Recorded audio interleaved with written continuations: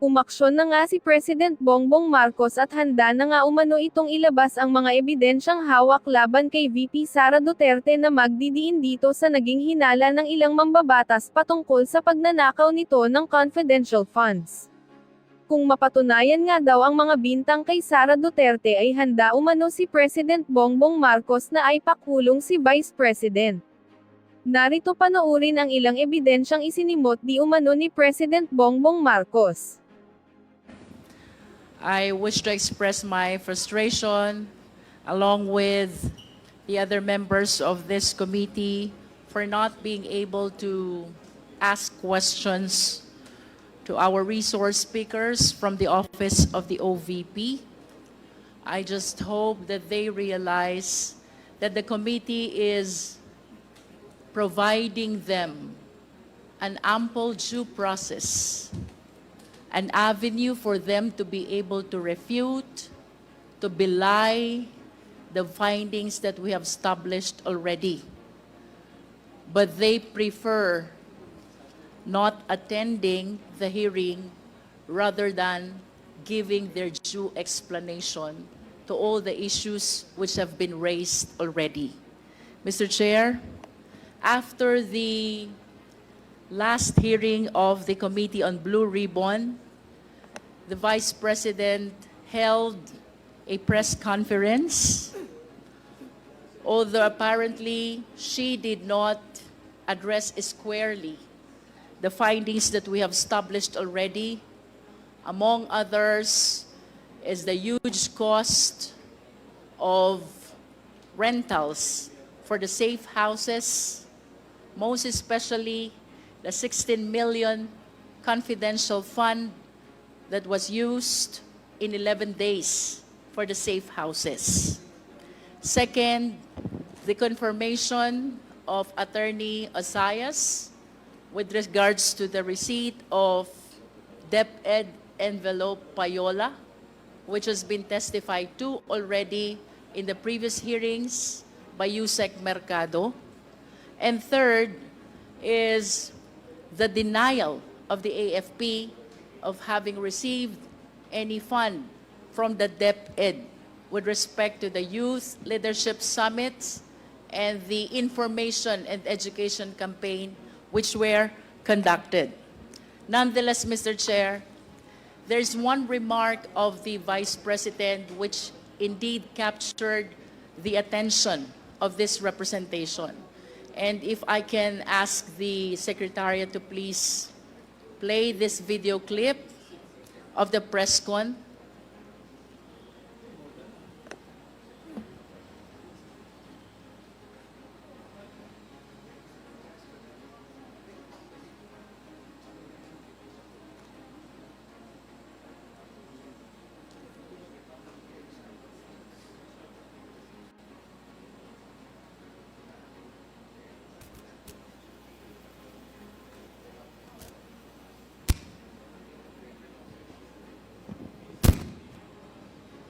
Since we're having some technical problem, let me share with you what she said during that press con. She said that the DepEd Confidential Fund ay ginamit para magbigay ng impormasyon sa militar at sa local government units kung saan dapat gawin ang Youth Leadership Summits at ang Information Education Campaign. First of all, Mr. Chair, I find it really strange. A civilian office like the Department of Education is the one which will be providing a confidential information to the military and the LGU with respect to national security. Hindi po ba baligtad ito, Mr. Chair, because it is indeed the mandate of the AFP to promote and secure the national security and interest of our country. Pero dito po sa naging pronouncement ng ating Vice Presidente, she said, ang confidential fund ng Department of Education ay ginamit para magbigay ng impormasyon sa militar at sa LGU kung saan dapat gawin ang youth leadership summits at ang information education campaign. Mr. Chair, I wish to invite the attention of the committee to the certifications that were issued by the AFP and were submitted by the DepEd to COA in support of the utilization of the DepEd Confidential Fund, and the same provides YLS and IECs are conducted to prevent recruitment of teachers and students by terrorists and insurgents. May we request Attorney Camora to please confirm kung ito nga po ba ay nakasaad sa certifications ng AFP. Attorney Camora. Mr. Chair. The certification submitted by AFP to DepEd and which were subsequently submitted by DepEd to COA in support of the utilization of the DepEd Confidential Fund provides, among others, that YLS and IECs are intended to prevent recruitment of teachers and students by insurgents and rebels. That is what is contained in the certification, Mr. So you Chair. confirm. Yes, Mr. Chair. And having said so, Mr. Chair, we must understand that there are 4 existing programs of DepEd. And I wish to know also from COA, sang program po ba pumasok ito? Because we have to understand that each program has their corresponding expenditure of the confidential fund. Can we please flash each program along with the corresponding expenditures? The program includes counterinsurgency, abuse prevention and control, anti-illegal activities, and anti-extremist or terrorism activities. Ang bawat programa pong ito ay may kanya-kanyang expenditures ng confidential fund. And if we can show this table, Secretariat, please. The table shows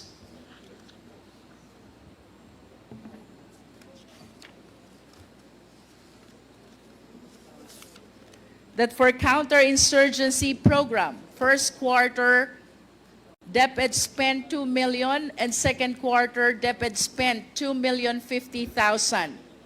The second program is abuse prevention and control within schools, and expenditures for first quarter, 2.130 million.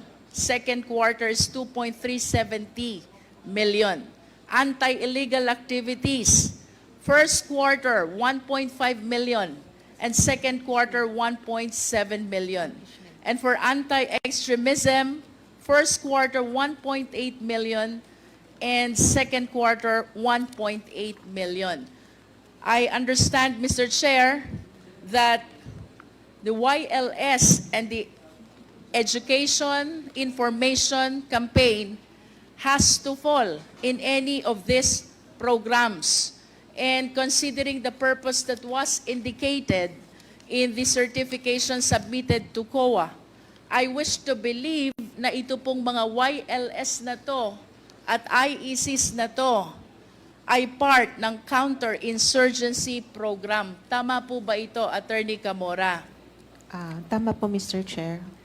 And having said that, Attorney Camora, ang total expenditures po for the counter-insurgency program is only 4,050,000 pesos, when the amount utilized is 15,540,000 pesos. Mayroon pong nawawala 10,490,000 pesos. Saan po kaya napunta itong diferensya ng nasabing amount? Mr. Chair, we considered the entirety since ang sabi naman po, focus on protecting the schools and the youth from physical harm, criminalities, terrorism, and drug abuse. So, hindi na lang po siya sa counterinsurgency. Mr. Chair, is it the intention of Attorney Camora to consider that the entire amount utilized, that is 15,040,000, were spent in all these 4 programs of DepEd? Is that what you are trying to say, Attorney Camora? The fund was used for the payment of rewards po in relation to these 4 programs. Yes, So, but there are opo. 4 programs of the DepEd under which the utilization must fall. Kaya ang tanong ko po sa inyo kanina, when the certification provides that YLS and IECs are conducted to prevent recruitment of teachers and students by extremists and terrorists, ito po ba ay tamang nasa ilalim ng counterinsurgency program? Yes, Mr. Chair. Because if so, since most of the expenses, or I should say all, of the 15,540,000 was utilized for this YLS and IECs, ang napapaloob pong expenditures for counterinsurgency program is only 4,050,000. Hinahanap ko po, Attorney Camora, saan po napunta yung 10,490,000? Ayun nga po. Actually, binase din po namin sa certification na they've made mention that it is to protect the schools and the students from physical harm, criminalities, terrorism, which is one of the, and drug abuse po. So, Then why did they not indicate those purposes in the certifications? it's on the certification po. I'm reading from the certification po. The certification provide for prevention of recruitment by the terrorists and rebels. Am I correct, Attorney? Yes, Mr. Chair. Ano pa po bang ibang purpose ang nakasaad sa certification? Mayroon pa po bang ibang purpose? Nakalagay po kasi, also because of this exchange of information, we were able to perform our civil military combat and intelligence operations in our AOR with focus on protecting the schools, their students, and the youth from physical harm, criminalities, terrorism, and drug abuse. So from your point of view, Attorney Tamora, saang program po ba napapaloob itong YLS at IECs?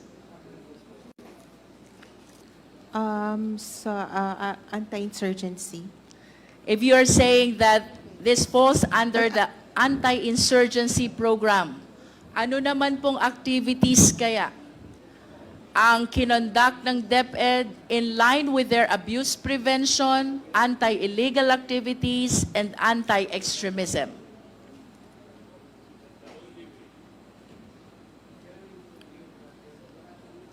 Based din po dito sa YLS, yun pong other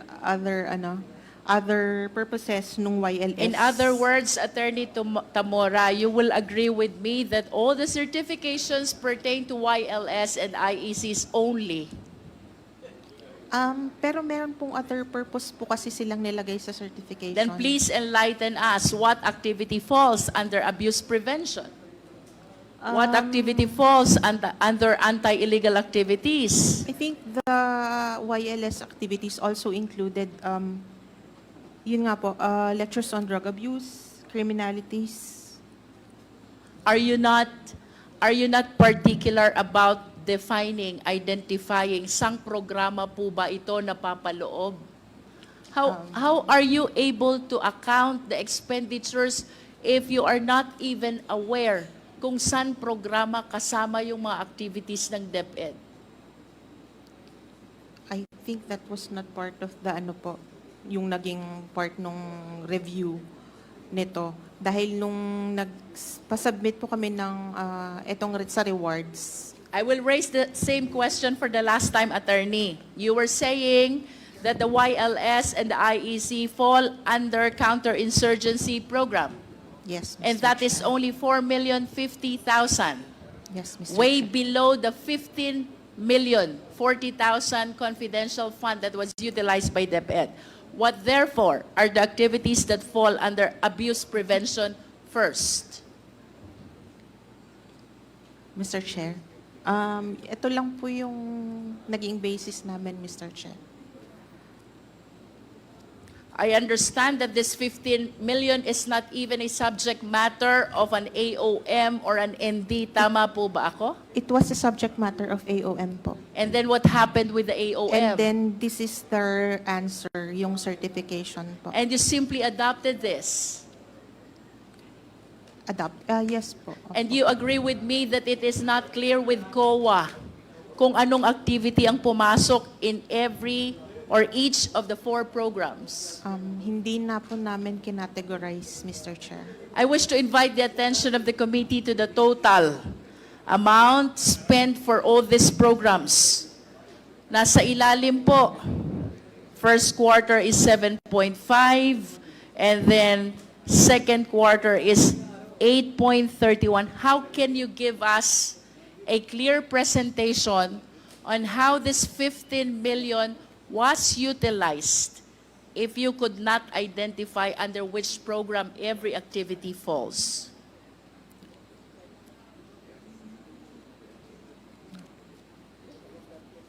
Ano po bang ibig sabihin ng pagtango nyo, attorney?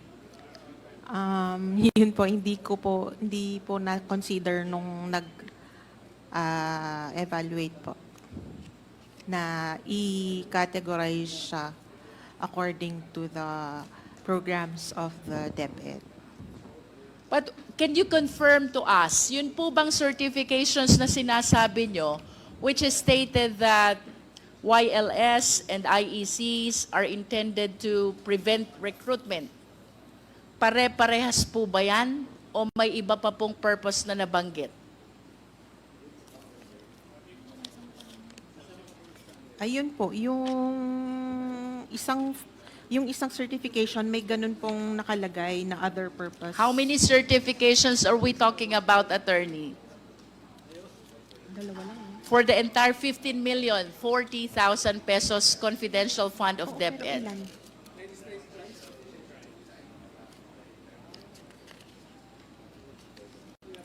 Mr. Chair, dalawa lang po. Dalawang certification lang po. And I think it will be very easy with you at least to categorize, Attorney Camora. San po bang program na pasama yan? Dadalawa naman pala. Can you please read the purpose of the first certification?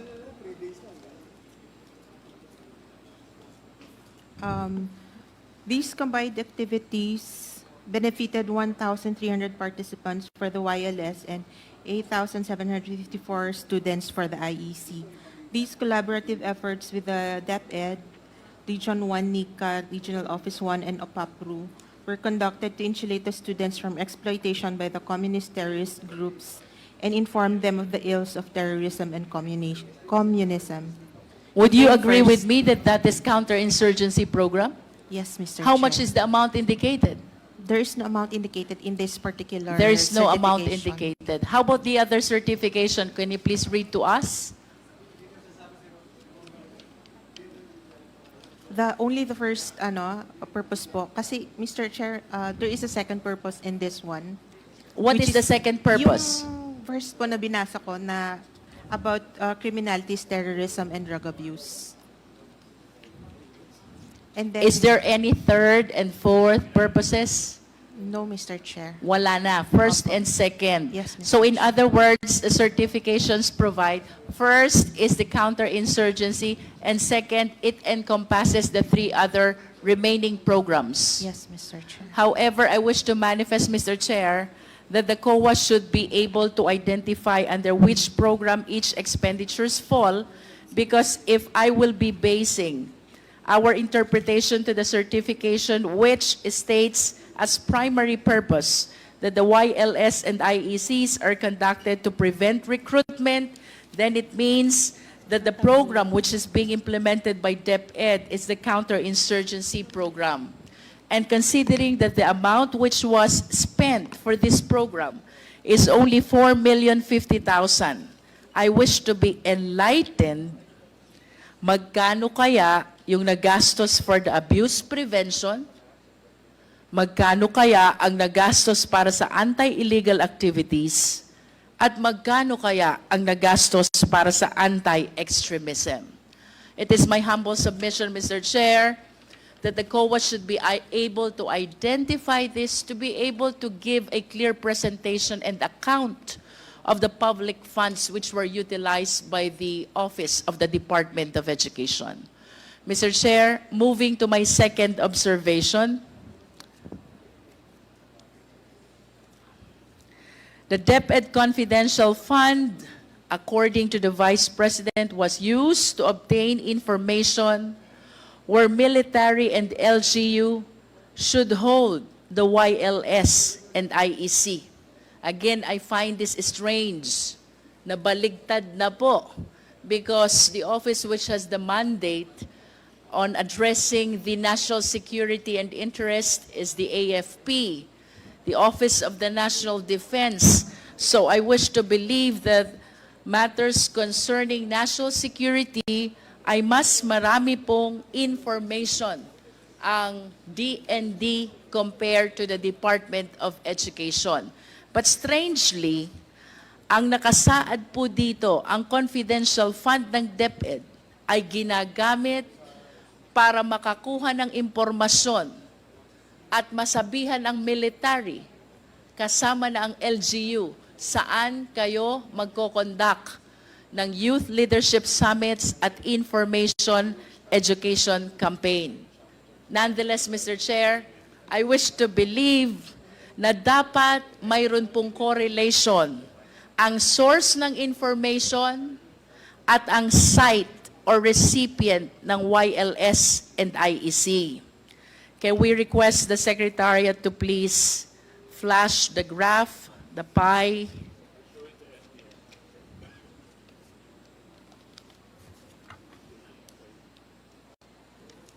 Mr. Chair, the payment of rewards indicated in our graph shows, or should I say, is not consistent with the location of the recipient where the YLS and the IEC were conducted. Ang sabi po dito sa ating graph, nagkaroon ng payment of rewards sa Zamboanga del Norte, sa Zamboanga del Sur, sa Zamboanga Sibugay, sa Basilan, even in Sulu, Ilocos Norte, Ilocos Sur, La Union, Bulacan, Nueva Ecija, Zambales, Camarines Norte, Camarines Sur, Albay, Sorsogon, Masbate. However, Mr. Chair, the total of the payment of rewards is only 4,282,000.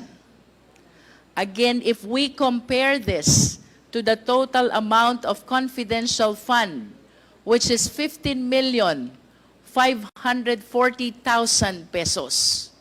Ang question, saan naman po kaya nadala itong nawawalang 11,258,000 pesos? Can we ask Attorney Camora, mayroon po ba kayong nakita sa inyong pag-audit? Saan ho ba nagkaroon ng YLS and IEC na hindi consistent sa location ng payment of reward?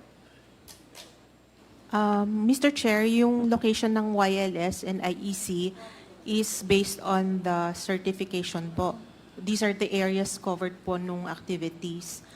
On the other hand, sa DEP po, yung payment of rewards Pwede po kasing yung informant is nasa ibang lugar or address po kasi niya yon or address niya kung saan man siya. That kung is saan a man possibility, but Opo. I am certain that you were not able to inquire about that information anymore. We don't inquire po beyond the I understand, but are you really allowed to assume? Kasi what you are telling us is just an assumption. Pwede po na ang source of information ay nakatira sa Batangas. At magbibigay po siya ng impormasyon tungkol po sa Zamboanga del Norte. How do you think a person residing in Batangas will be familiar on what is going on in Zamboanga del Norte? That is a personal ano lang po. But actually po, table audit lang po talaga ang audit ng confidential funds. So, it's talaga po kung ano yung sinubmit na documents. In other words, Attorney Camora, you do not pay attention anymore even when the source of information are residing in places far from the site of the Youth Leadership Summits and the Information and Education Campaign. Hindi na po namin pinagtugma But were you able to see and observe these inconsistencies during your auditing? Nakita niyo po ba yon? I believe so. That is why you stated earlier na pwede naman pong nakatira sa ibang lugar and he will be giving information about another place. Yes, Mr. Chair. But You observe it during the auditing, but you did not conduct any further inquiry as to the correlation between the source of the information and the recipient or the location of the recipient of the YLS and the IECs. Do you agree? yes, Mr. Chair. Hindi nyo na po pinansin. Mr. Chair, to conclude, dito po sa dalawang slides na ating ipinakita, if we will be anchoring our analysis on the programs of DepEd, it will appear that only 4,250,000 was spent for the counterinsurgency program, Mr. Chair. And therefore, there remains an unaccounted amount equivalent to 10,490,000 out of the total confidential fund, which is 15,540,000. Meanwhile, Mr. Chair, if we will be anchoring our analysis on the location of the source of information and the location of the recipients of the Youth Leadership Summits and the Information and Education Campaign, what is consistent with respect to their location is equivalent only to the amount of 4,282,000 pesos. So, there remains also an unexplained amount of 10,490,000 pesos. Nasaan naman po kaya itong amount na ito? Mr. Chair, in conclusion, I wish to believe that the confidential fund of the Department of Education was not properly recorded at its best, or misspent, or misappropriated at its worst. It is the humble submission of this representation that there is a prima facie case of malversation, and in addition, an apparent case of breach of public trust. For us to be able to know whether there is malversation, 4 elements must be present. Number 1, there must be a public official. 2, he is the custodian of fund. 3, the fund must be for public purpose. And 4th, the public official took, appropriated, misappropriated or consented or through abandonment or negligence permitted another person to take them. For the information of the public, ang malversation po can be done intentionally. We call it dolo, which is with criminal intent. And it can be done as well by negligence. We call it culpa, or by negligence. In other words, with or without criminal intent. If the four elements are present, which I believe they are present, there's a prima facie case of malversation. With respect to the breach of public trust, this is the violation of public's confidence in a public officer's ability to serve with integrity, impartiality, and in accordance with law. Public trust is mandated by no less than the fundamental law of the land. That is the Philippine Constitution. We wish to express our utmost trust and confidence to the 19th Congress of the Philippines in addressing the apparent infractions of our rules on malversation and breach of public trust. And to the Filipino people, Mr. Chair, rest assured that this committee will legislate the necessary laws to safeguard not only confidential fund, but all public funds. Likewise, we commit to recommend the filing of the necessary actions against people found liable for committing these infractions. Thank you, Mr. Chair. Thank you, Congresswoman Luistro. The Chair will now move to another, or to the next interpellator, Congressman Paduano.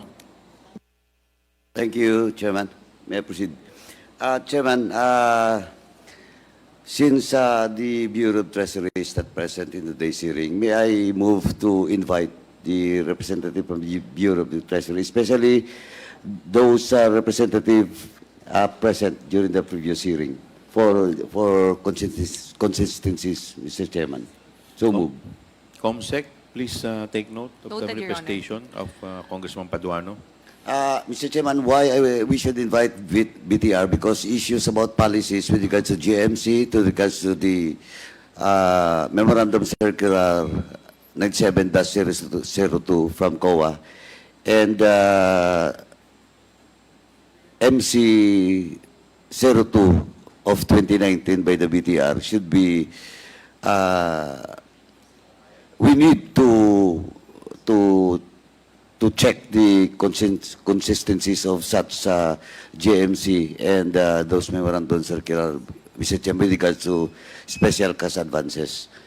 Now, COA, please lang po, please prepare the next hearing yung question of the requirements for special cash advancement for the SDOs, dun po sa mga accountable officers, especially in question of their capacity to refund just in case amount being given to them as authorized by their principal. In this case, it is the Vice President. Kasi po, kailangan natin po yun, no? Sorry? Please use the microphone. Your Honor po, may I be recognized? Yes, Ms. Hemora. Your you are Honor, recognized. is it for the next hearing? May we be clarified, For the please? next hearing, kaya nga pinapaunahan ko na po kayo, the questions that I might raise, no? Basta MC 7-002, BTR 02 of 2019 for the Bureau of Treasury, and yung GMC, no? How you check na lang po how consistent, because in the GMC may problema po doon. Kasi the requirements are being laid and the provision with regards to the MC of COA 97-02, napakalinaw po, nandun yung SALN. But in the GMC, wala po. Then I will also discuss and ask about the salary grade of all those SDOs that was given an authority from the Vice President. Kasi ang appointing officer is the Vice President. Kasi po, if you look at the salary grade, but of course, salary grade is not only the basis, no? Mr. Chairman, but in fact, of course, salary grade is not only the basis. That is why one of the requirements should be the SALN. Because in the case of Mr. Edward Farda, his salary grade is only 17 with a salary of 41,508. Pero yung encashment niya in one check is 37 million. So we have to check on it. Kasi po, based on the record, napakarami pong mga officers in the office of the Vice President na mataas pong posisyon, ba't hindi sila binigyan? For example, in the case of Argonza Belinda, ang posisyon niya po ay Supervising Administrative Officer. 75,000 yung ano niya, salary niya. In the case of Cesar Abalon, Chief Education Program Specialist, doon po sa DepEd, ang salary grade niya is 101,000. Why a 41,000 with a salary grade 8 sa 17 was given the authority to encash checks worth 37 million. And it happens not only once, it happens several times. So that will be the question that will be raised by this representation in the next hearing, especially on matters of policy. No, because sabi ko na nga, if the office of the Vice President to the legal department is questioning about jurisdiction of this committee to investigate such government funds and expenditures, we have the jurisdiction because we are now questioning the implementation and some policies of COA, of the BTR, in this particular case. Now, so please, Comsec, paki-ano lang po, paki-inform yung BTR, that will be the question that will be raised in the next hearing po. Noted, Your Honor. Thank you. Now, to the land bank, of course, a while ago, you mentioned about that you received the invitation in a short notice. That was just yesterday at 4 p.m. But let me remind you, I will not ask the details, but I will ask you now about the policies. And let me remind you, and for the record, we will not ask about specific bank details. And you cannot invoke the bank secrecy law. When in fact, that's why in this hearing, again, question of jurisdiction, this committee has the jurisdiction because for the past several years, no, hindi lang to OPP, hindi lang to DepEd, all other agencies in government, and that includes LGU, may problema tayo because during the investigation in other committee, especially in my committee in the public accounts, question of the bank secrecy law is being invoked by the land bank. And this time, you cannot invoke because we have now the checks. We have now the checks that was encashed in your branch. Now, the first, eto, bibigay ko sa inyo, for Gina Acosta. This check was addressed to Gina Acosta in Shaw Boulevard branch. Shaw Boulevard. Sino ba yung ang manager nyo? Shaw Boulevard. Nandito ba siya? Wala. Wala. Comsec, Mr. Chairman, I move to invite the branch manager of Shaw Boulevard Land Bank in the next hearing. Comsec, please Noted, take Your note of Honor. the manifestation of Congressman Paduano. And with regards to DepEd, to the DepEd, nandito rin po yung mga cheque. The total is 112.5 million for 37.5 every check, million every check. Now this is from a land bank dito po sa Dex, sa Ultra Compound. Do you have a branch? So, Mr. Chairman, once again, I move that we invite the branch manager of this land bank branch for the Comsec. DepEd. Comsec, please take note of the manifestation of Congressman Paduano. Now, let me proceed na lang, Mr. Chair, matter of policy with regards to land bank. What is the maximum reserve fund of those mentioned branches?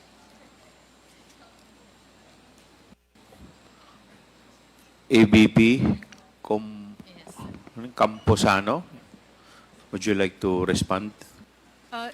Different branches have different CI cash in vault levels, sir. Ang tanong ko nga magkano, yung sa branch na yon, yung sa Ultra, at saka doon sa Sio Boulevard. I'm not aware of the Shaw Boulevard branch, but with the DepEd branch, it's 10 million. 10 million. Okay, but the check that was in cash, or, that's why I want the manager of that such branch. Kasi alam ko, hindi niyo man masasagot. Pero I want her to be present in the next hearing because if the maximum reserve fund of that branch is only 10 million, the check that was it's either in cash or deposited to other banks or other bank accounts was 37.5 million. And it happens not only once, it happens several times. Tatlong cheque po dito ang hawak namin. Kompleto po, pati yung mga check number nandito. So, ayo, Land Bank, you bring your branch manager the next hearing, and please prepare also for the reserve fund of the Shaw Boulevard branch. Yes, sir. Now, Your Honor. let me proceed, Mr. Chairman. So what will, specifically, what will be, if in the case of the Ultra Compound branch, maximum is only 10 million. What will happen if the encashment is more than 10 million? And in this case, it's 37.5 million. We usually ask our client to call us in advance, 2 days or 1 day before the encashment, for us to prepare the amount. Okay, so 1 day or 2 days notice for the client. Yes. Okay. Now next. Di ba pag yung client, yung check is under the client's name, he should be or she should be physically present Yes, sir. during encashment. Yes, sir. Okay. So, yun. We will also check that. If Edward Farda, in the case of DepEd, and Jen Acosta is physically and personally present during the encashment. Okay? Now, next question. With the amount of 125 million and 37.5 million, this is just a matter of policy. And I do believe that he cannot bring it wherever he wants, if that was an encashment. So, what will happen?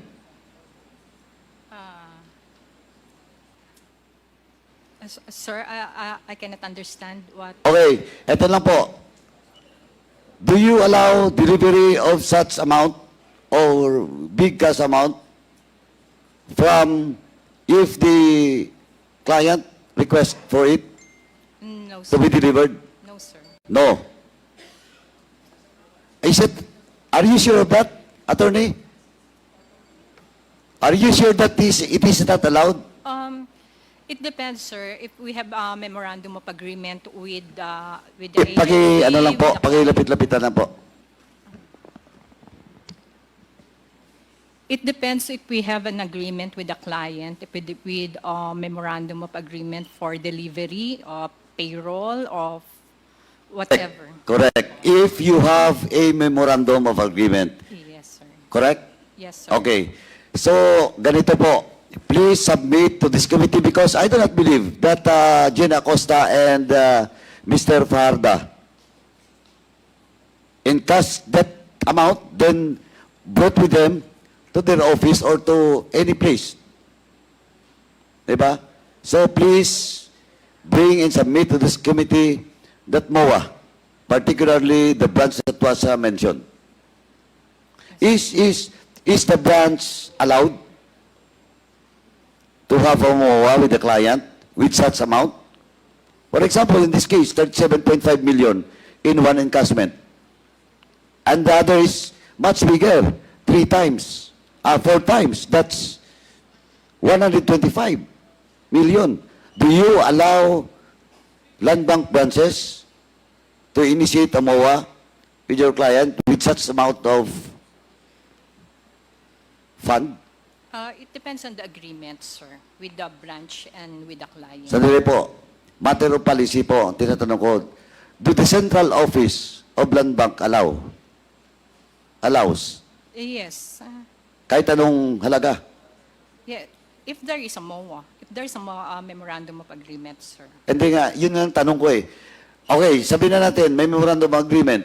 Wala po bang ceiling na amount that you allow the branch?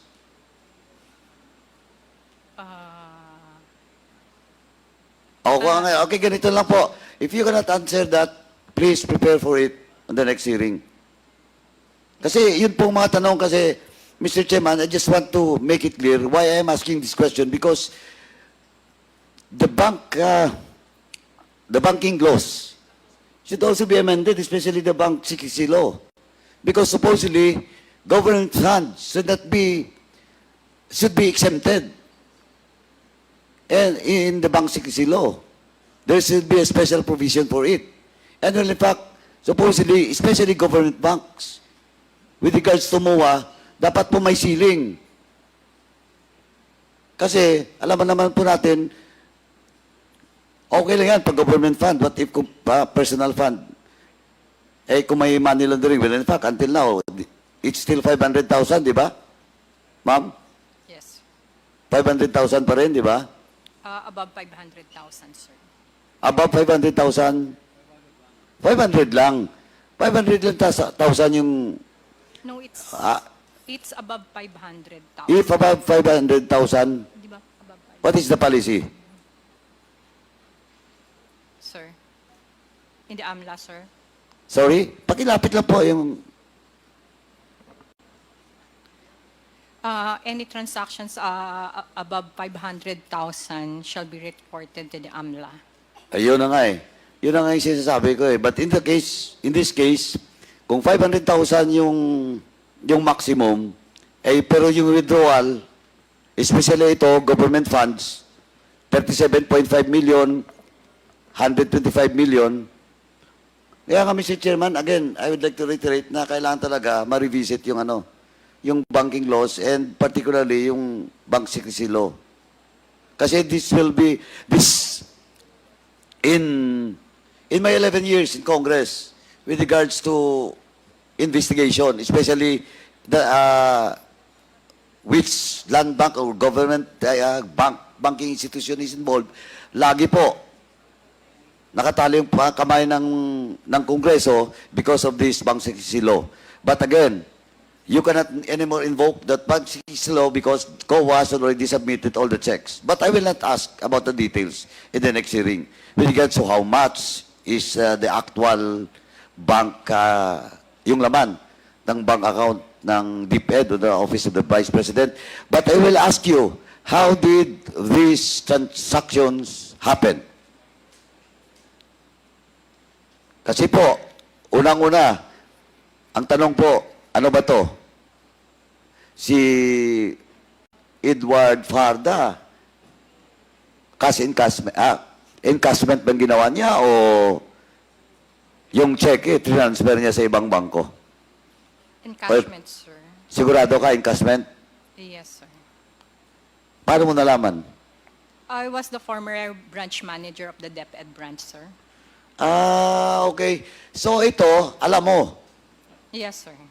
Alam mo. So pwede na kitang tanungin ngayon o... pwede na o next hearing na? Next hearing, sir. Okay, mabait ako ngayon. Okay, next hearing ha. Pagandaan mo, ikaw pala, hindi mo... Dapat sana, kaya pala alam mo yung specific na location ng branch na yun kasi ikaw pala yung ano dito, branch manager noon. Yes, sir. Kaya alam mo. Yes, So, you're familiar about all these checks Yes, sir. and how these checks was encashed. Yes, sir. And how was it delivered? The cash. It was not delivered. Oh, alam mo. Yung delivery from the bank. Ikaw yung branch manager, hindi mo alam how it was delivered. The, the, the cash from our cash center, sir, or the cash for the ano No, for for example, we're talking about the first check, 37.5 million. Ang bangko nyo bang nag-deliver? Over the counter. O binitbit ni Farda? I think the question, ma'am, is how it was encash. So kung paano po ba to over the counter? Yes, sir. So isang bagsak, magkano pong amount yan, Congressman? 37.5 million. So yung 37 po ba, in over the counter yung pag-encash Yes, sir. on the same day? 37 was released, 37 million Yes. pesos was released. Yes, sir. Okay. Sigurado ka ba, ma'am? Yes, sir. Okay, so all for 3 ba or 4 checks? 3 checks. Ganon ang ginawa yung 37.5 million? I will have to check first. Oh, tama I si cannot attorney. recall how many checks Oh, was you encashed. should recall. Kasi pupunta tayo dito hanggang doon sa kung kailangan namin ipasubuin na yung CCTV nyo. Papasubuin na namin. Ang tanong po ni Congressman Paduano, on 3 occasions, 3 cheque po kasi yan, 37.5 million. Ito po ba 37.5 million in cash over the counter on the same date? I mean, 3 separate dates. Ma'am, ganito lang po.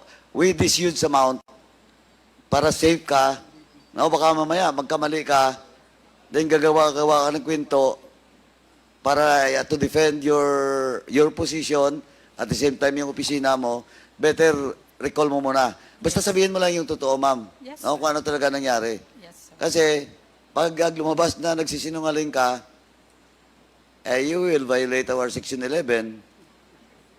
Alam mo na yon. Alam mo yon, yung Yes. consequence. Yes, sir. Okay. So, siguro, better prepare na lang po for the next hearing, no? Yung mga possible questions. Be sure na kung transfer, it was transferred to other bank accounts. Kung pinangkas at hinatid. Diba? Or, pinangkas, binitbit ni Edward. Tama? Yes, sir. Okay. So, for the meantime, Mr. Chairman, yun lang muna. I think I have already called the attention of the BTR and Kumuha sa akin.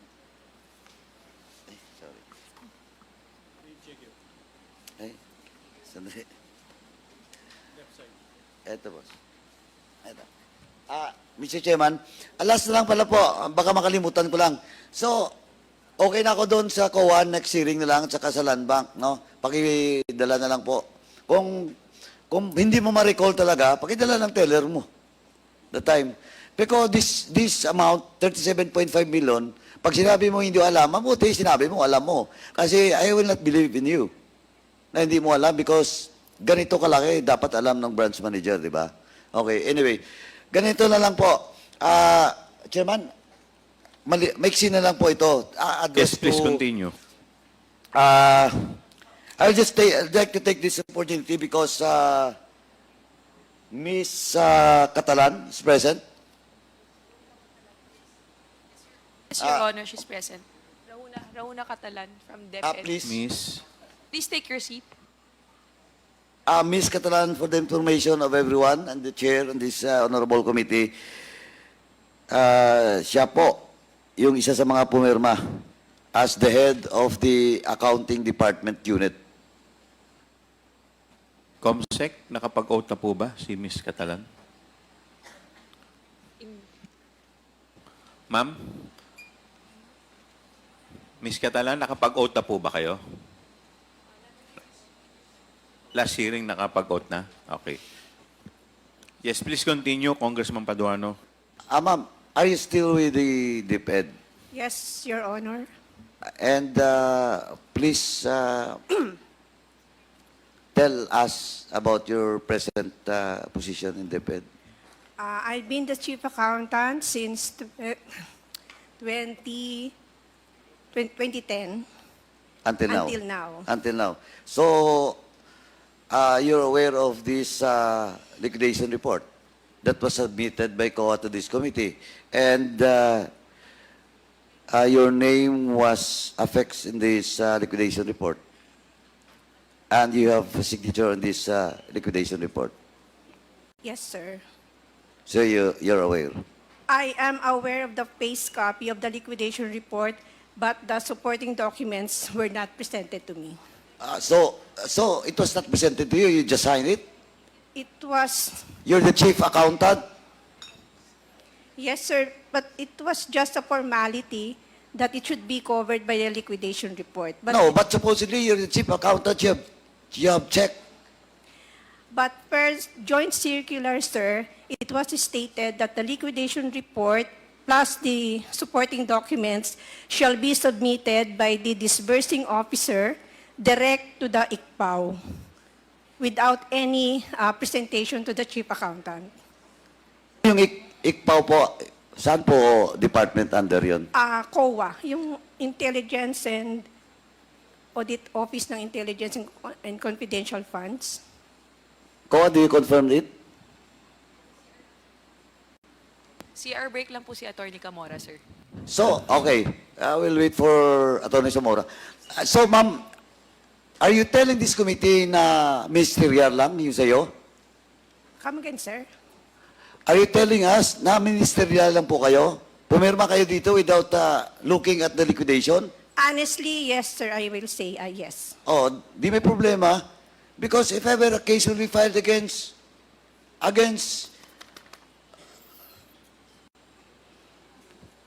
dito po sa liquidation na may problema, pumirma ka dito, di part ka ng case. But then again, sir, under the joint circular, it was clearly stated that the documents and supporting documents to the liquidation report shall be directly submitted to the COA. And it means that it will not pass through the accounting. Oh, GMC, COA, pakicheck nga, shall. Mr. Chair, with the indulgence of Congressman John Acop, Paduano. you're recognized. Madam Accountant, mukhang mali yata. If you read the joint circular, there's a provision there. Teka, hanapin ko. Kasi may kopya ako nun eh. Nakalagay doon, under paragraph 4.16, in case of misuse of the intelligence or confidential fund, and depending on the participation in the transaction, the budget officer, chief accountant, the treasurer, and the project officer may likewise be held accountable with the special dispersing officer. So you can be accountable, madam. It's a provision of the joint circular. But then again, Your Honors, per provision 6.1.8.4, it was stated that the supporting document should be submitted by the, no, it's not. So sorry, again. Mali yung binabasa mo. 6.1, Sir, 0.8.4. my apologies, sir. Oh, kasi mali eh. Okay. I have a copy of your circular here. Binabasa ko nga eh.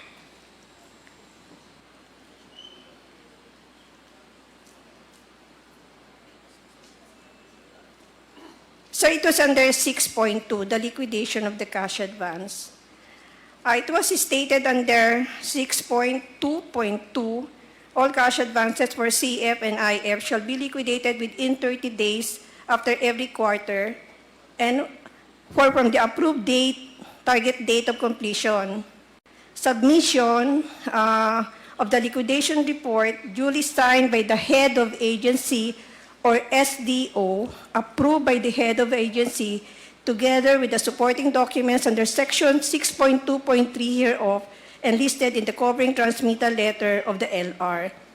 This shall be submitted directly to the ICPAO in a sealed envelope with a visible label confidential for ICPAO only through any of the following: registered mail courier and authorized licensed officers. So, under this provision, it was clearly stated or implied that the documents didn't pass through or were not reviewed by the accounting office.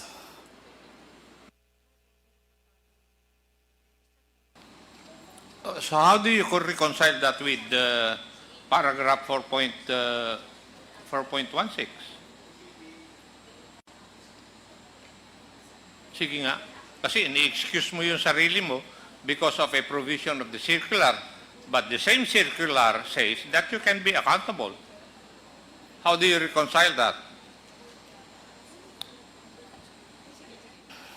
It could be stated here, sir, but honestly, and as I didn't, it was not presented really to the accounting office, the supporting documents. Hindi po yun ang tinatanong ko, madam. Ang tinatanong ko po, dinidepensa mo yung sarili mo using a provision of the circular, but the same circular states na ikaw ay accountable. How do you reconcile that? Kasi nasa akin yung kopya ng circular ninyo, ng COA, eh. Oh. Kaya nga ako nag-intervene dahil ini-excuse mo yung sarili mo sa liability. Pero the circular says that you can be liable.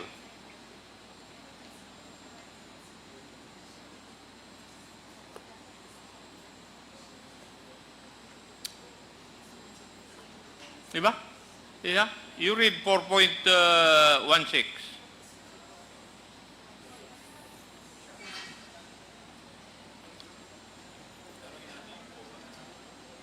Wala pa yung COA, eh. May we know from the representative of COA Uh, to be clarified to us on the matter?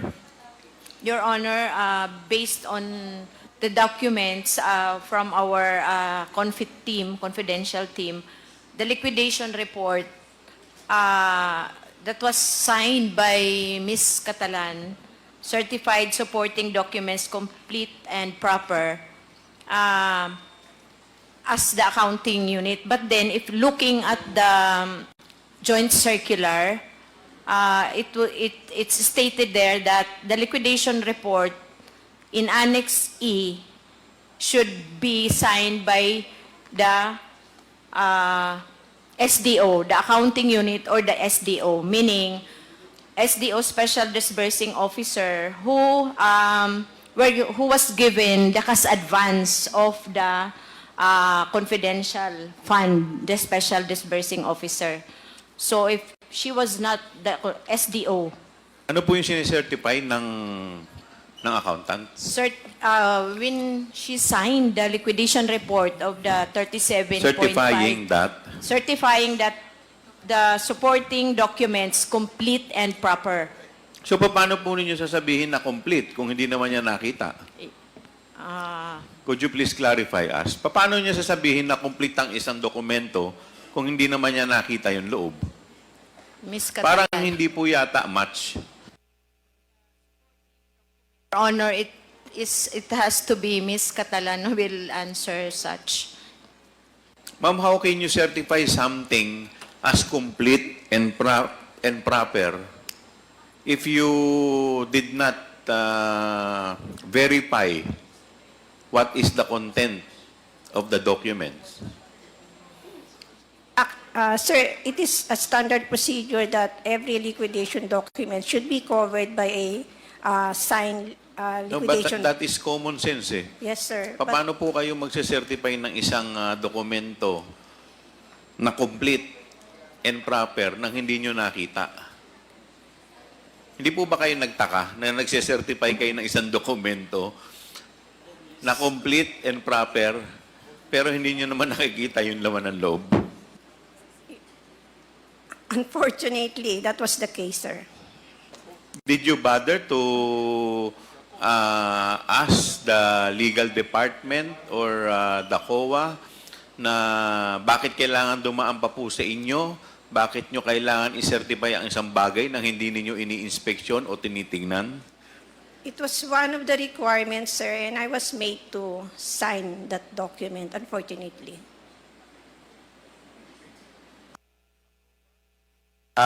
Chairman, ako rin I ask... Congressman Paduano, yes, thank you, please Chairman. continue. And I ask Ms. Catalan, yung tenure of office niya since 2010 pa. And I think they're doing it since then without checking the liquidation report. And ano na po, pumirma lang. But ma'am, eto ngayon nandito sa akin yung GMC, yung binasa mo is 4.2. Eto mama, yung 6.3.3. Eto specific mandate of each and every officials is covered by this GMC. Ito, 6.3.3, the agency accountant. It's you, ma'am. Tama? And look at 6.3.3D, paragraph D. You are mandated to submit all disbursement vouchers for cash advance for intelligence and confidential activities / projects, with complete required supporting documents within 7 working days from release of the check. Oh. Hindi ba pwedeng sabihin na you're not accountable? Hindi mo rin pwedeng sabihin na diretsong ibigay sa COA. Because malinaw po sa mandate mo that you have to submit disbursement vouchers, confidential activities and projects with complete required supporting documents. Oh, within 7 days. Can I respond, Your Honor? The 6.1.8.4 pertains to the pre-audit of the cash advance. I'm telling about, no, that is not 6.8.4. I'm saying about the 6.3.3B. 6.3. Inconsistent with the provision that was read by Chairman Akop. Your mandate.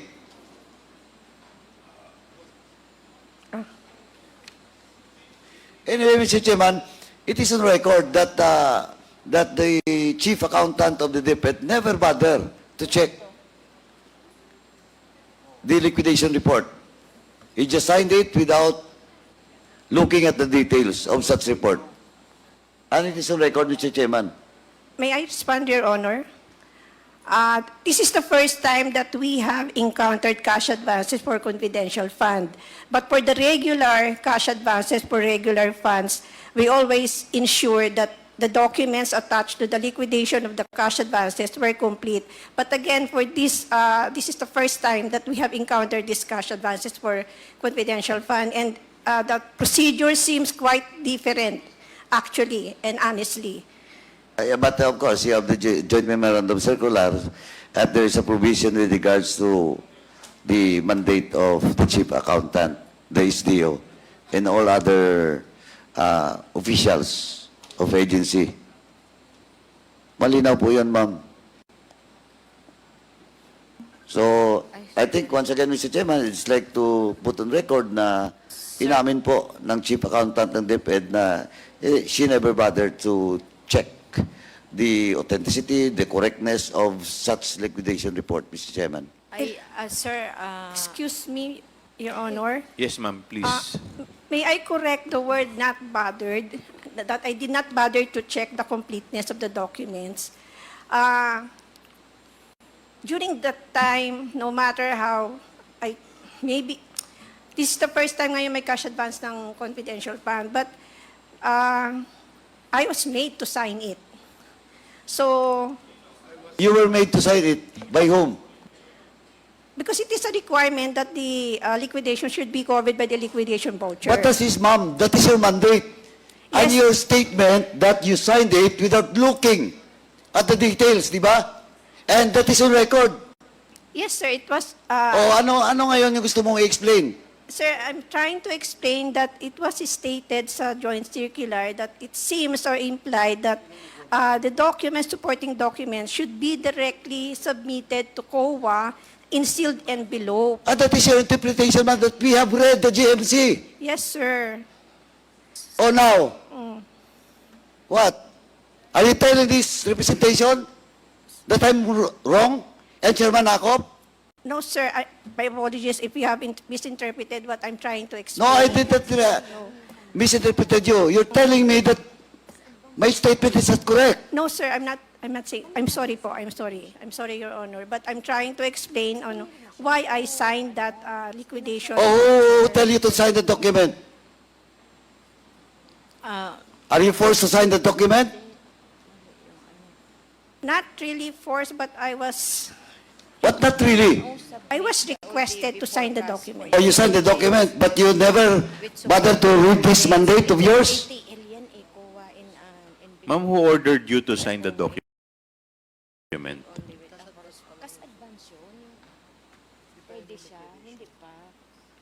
Who ordered you to sign the document? Not really ordered, but I was requested by... Yes, who requested you to sign the document? By ASEC Shine Paharda.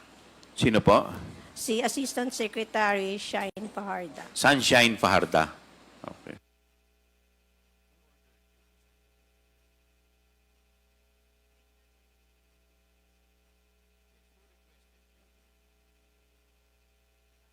ASIC, sa anong department po? Department of Education po. Ano, specific na ano niya, position? Office ng Secretary. The office of the secretary. But he was not the signatory of this document, di ba? Only her husband. Tama? It was... Edward Farda signed it. BP signed it, and you signed it. But you were requested by Ms. Farda? Yes, sir. Oh, Mr. Chairman, all the more that we have to, Ms. Sunshine Farda should be present in the next hearing. Para po patutunahanan yung statement ni Ms. Catalan. Sabihin na natin, you were requested to sign it. So why did you sign it? As per request of Ms. Farda? Yes, Your Honor, because it is needed as a covering letter or covering document to the liquidation documents, supporting documents. Oo nga, pero sabi ko na nga, kaya nga statement ko kanina, you don't even bother to check. Pumirma ka lang. Di ba? No, it's either it's your lapse or you were forced to sign it without checking all those liquidation report. Di ba, ma'am? Yes, Your Honor. O, ano bang tama? Nagkamali ka lang. Nakaligtaan mo i-check or you were forced to sign it without checking the liquidation report?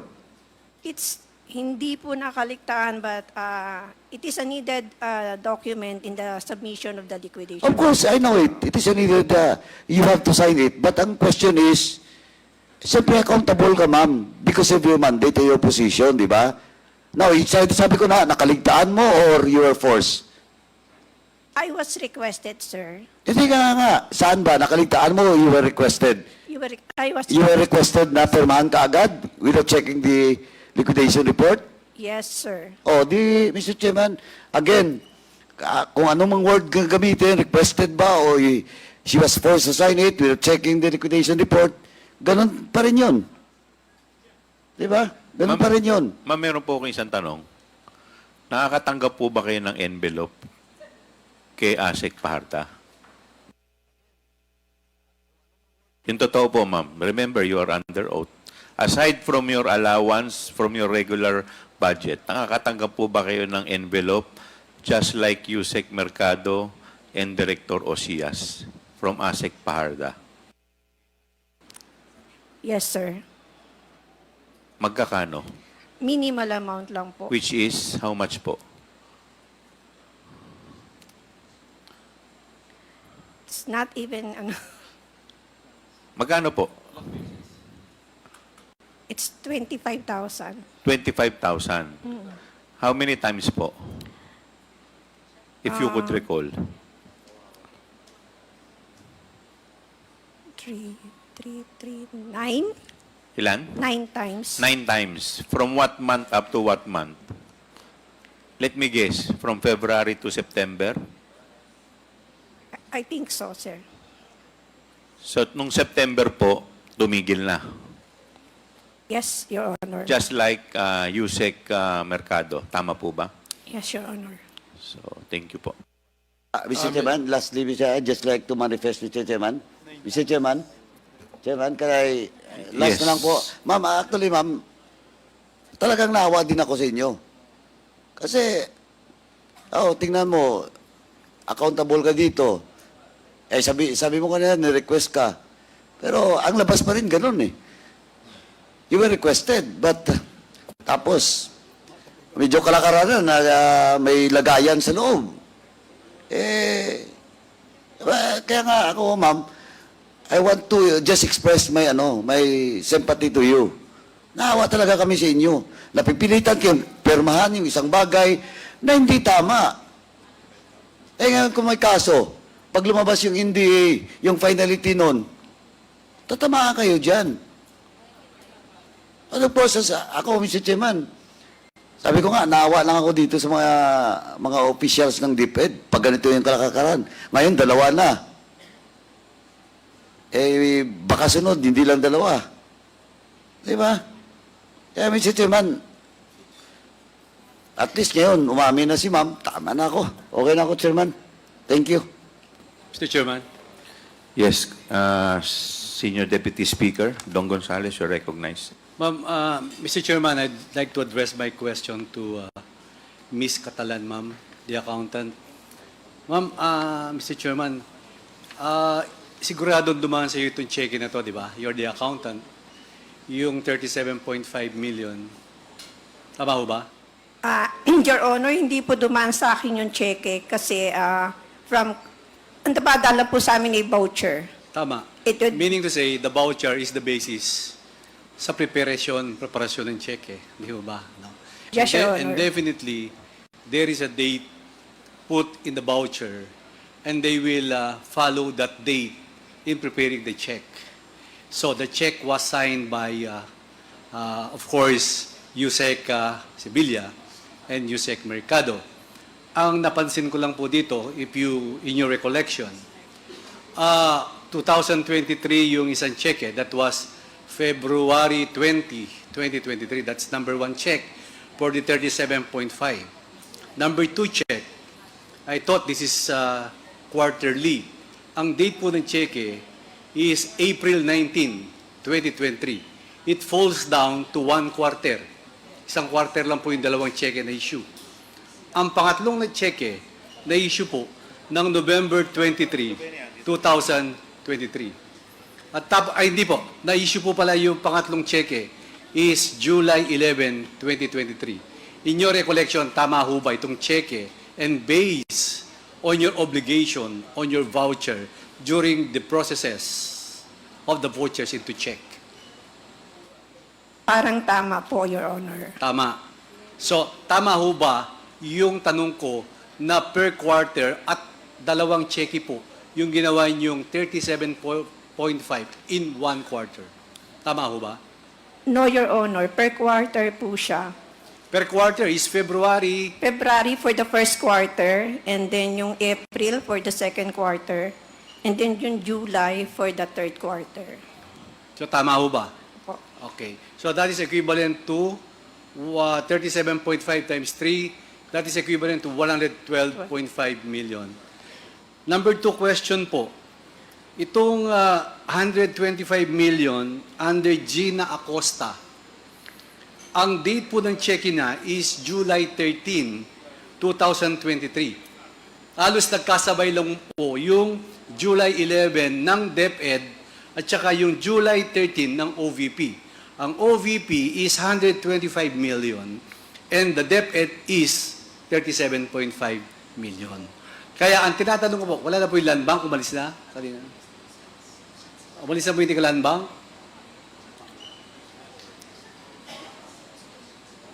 So, meaning to say, ang July 11 at saka yung July 13, ang na-withdraw po is 37.5 million at saka yung 125 million. Tama ho ba sa, ay, hindi po kayo OVP pala, DepEd kayo.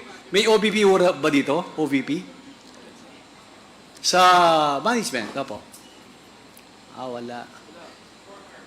Kasi kung tignan mo itong dalawang cheque, isang mukha lang po ito 2 days lang po ang diferensya.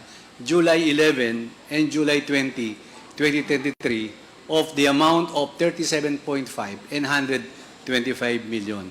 Kaya tinatanong ko po sana yung land bank, kaso wala na.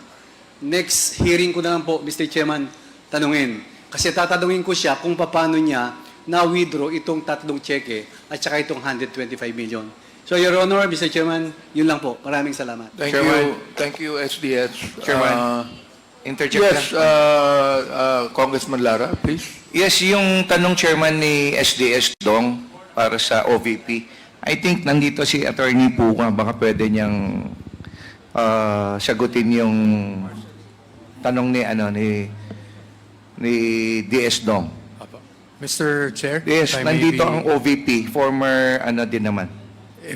Mr. Chair, if I may be recognized. Wala pa po kasi ako sa OVP nung 2023. I was with DepEd at that time, sir. So, I really wouldn't know kung ano yung nangyari dyan. Ano po kasi dating nakita ko lang po itong cheque Opo. na yung date kasi halos magkapareho po yung date. Yeah, opo. So July 11, 2023, yung last check, the 37.5, at saka July 13, 2023, yung 125 million. Opo. So meaning to say, Malapit. Opo. summation of that two equivalents to sum. Yes, sir. Yun po yung sinasabi But, ko. Mr. Chairman. yun po. Unfortunately, sir, I got out of DepEd nung nag-resign si VP, which was already July 2024. I believe, sir. Andito pala yung land bank. Ma'am, sorry na. Diyan na po yung land bank, SDS. Sorry ma'am, nakabalik kayo, di ba? Magtatanong ko lang sana kung itong Edward Paharda, kasi po ako nagtanong to last hearing, di ba yung cheque, papa-encash, ikaw yung branch manager, di ba? Pag papa-encash po yung cheque, nakaprepare yung pera, bigay mo sa counter. Pag binigay mo yung pera sa counter, may papipirma po kayo sa kanya, di ba? Yung receive, the amount of this, and sa likod ng cheque, pipirma pa po si Mr. Paharda. Tama ho ba? Yes, sir. The client will sign as acknowledgement na And at the back of the nireceive check, niya yung cheque. The cash. the cash. So, pwede nyo kaming bigyan nung receiving copy, nung 3 receiving copy from Land Bank, yung 37.5 million. We will check our records, Yes, ma'am. sir. Thank you. Tapos, ma'am, number 2, itong kay Gina Acosta na 125 million, sabi nyo kanina sa Show Boulevard po to, pinaingkas. Pwede po, yung sino nag-receive nitong July 13, 2023, na pinaingkas po niya yung 125 million. At yung July 11, na pinaingkas naman ni Edward Parda under your branch. Para ipagsusog lang po natin yung dalawang cheque. Pwede ba? We will check our records, Thank you, sir. Mr. Chairman. Thank you. Mr. Chair, I'd like to ask the question to Ms. Catalan. Do you realize your accountability on this and consequence of what you did, Ms. Catalan? Yes, Your Honor. I would like to ask once again, were you requested or were you pressured? I was requested, sir. You were requested. You were not pressured at all.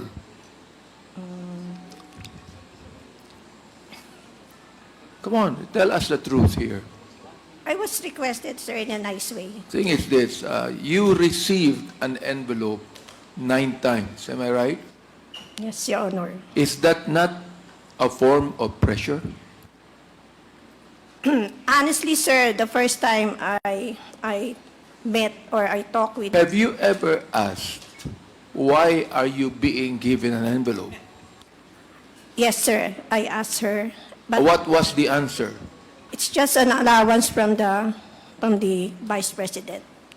Was that? It was just an allowance from the Vice President. Actually, I Is asked that allowance. is that liquidated, or is that recorded, or is just given to you? Because it's a bit different when you say allowance and it's just an envelope given to you. Am I right? Sir, the first time I received it, I honestly asked Shine, Ma'am, is it part of the confidential fund? Sabi niya, no. It was just an allowance from the Vice President. So, for me, honestly, I received it knowing that it was not part of the Who gave you confidential Who gave you the envelope? fund.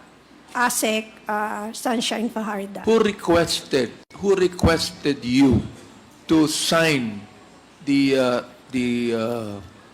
accounting report? It was also ASEC Shine Fajarda. Therefore, if it was ASEC Fajarda who requested you, as you said, to sign, and she is also the one that gave you the envelopes, would you not think that it's a form of pressure on your part? Come on, but please tell us the truth here. Because look, I think you know what I mean, isn't it? I do not think that you are going to receive envelopes from the same person that requested you without you realizing the pressure of signing it. Ms. Catalan.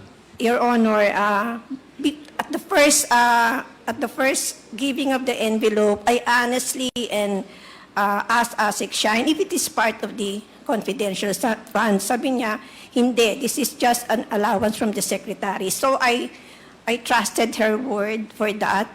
And without any thinking na it was really part of the confidential fund, honestly on my part. So I received it honestly on my part without any, it was part of the confidential fund. I am saying this to you because alam mo, talagang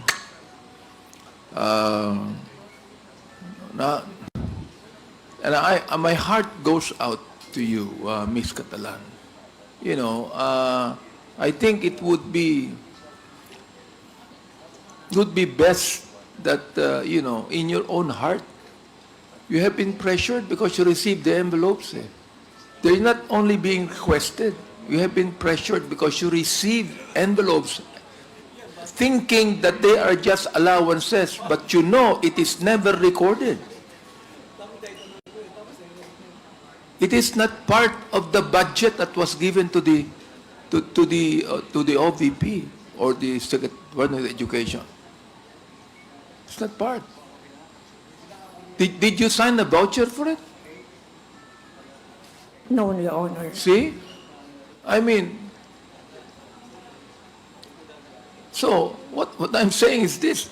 Those 9 envelopes you received is a form of pressure on your part or on the part of the same person that asked you to sign.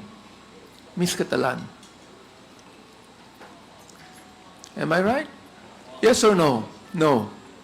Yes or no? Maybe, Your Honor. No, it's not maybe. It's yes, isn't it?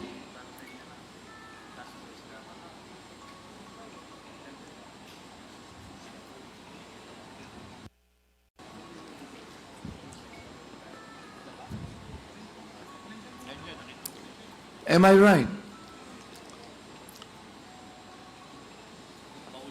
Maybe, Your Honor. Am I pressuring you now? Am I pressuring you now? I'm so nervous right now, Your Honor. Mr. Chair. The Chair would like Mr. to Chairman. recognize the presence of the Honorable Jude Asidre.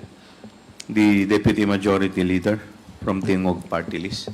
Mr. Chairman, Yes, this Congressman will be my Paduano. last manifestation, Mr. Chairman. Just I want to put in the record that in today's hearing, Ms. Catalan, the head accountant, chief accountant of DepEd, admitted that indeed he was, as the term being used by her is being requested to sign, but of course, tumanggap din po ng extra si Ms. Catalan. Now, but on the previous hearing, Mr. Chairman, I just want to put in record that it is not only Catalan na tumanggap ng ang sobre. Attorney Restiuases Osias also admitted. Now, even Attorney Michael Wesley Poa, nandito ngayon, admitted also, but that was December, only December. But he still admitted that he received some amount from the Vice President. And of course, Miss Gloria Jumamil also, Mercado. Si Ma'am, bit-bit niya pa yung mga sobre, no? Yung original na mga sobre. At nandito ngayon, no? In possession natin. And of course, lahat na to is galing from Miss Sunshine Farda na heya ni BP at the same time asawa nung SDO ng Office of the Vice President in relation to confidential fund. So as of now, apat na po ng mga officials ng Vice President na umamin na tumatanggap po ng sobre galing sa Vice President. Thank you, Mr. Chairman. That's all. Mr. Chair? Congressman Sia Alonso. I yield to the senior. Yes, I just have a few with the questions, but I yield to indulgence of, Congressman but I yield Sia, to Chairman. The Chair would like to recognize Congressman Ako. Thank you. Madam Catalan, dadagdagan ko yung pagka-nervyos mo.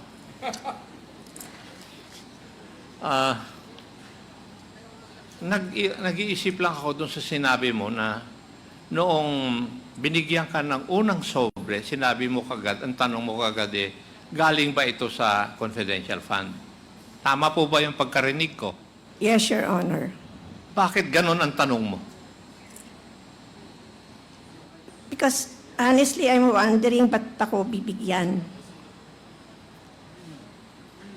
And during... Ngayon, it was after honestly, the... nagtanong ka kung bakit ka binibigyan. Ano ang sagot doon sa tanong mo na yun? But I was made to understand by ASEC China, it is an allowance from the secretary, Kayo po yung accountant, di po ba? Yes, Matanong sure. ko po kayo, saan po nanggaling na pondo, ang source of fund, nung allowance na binigay sa inyo?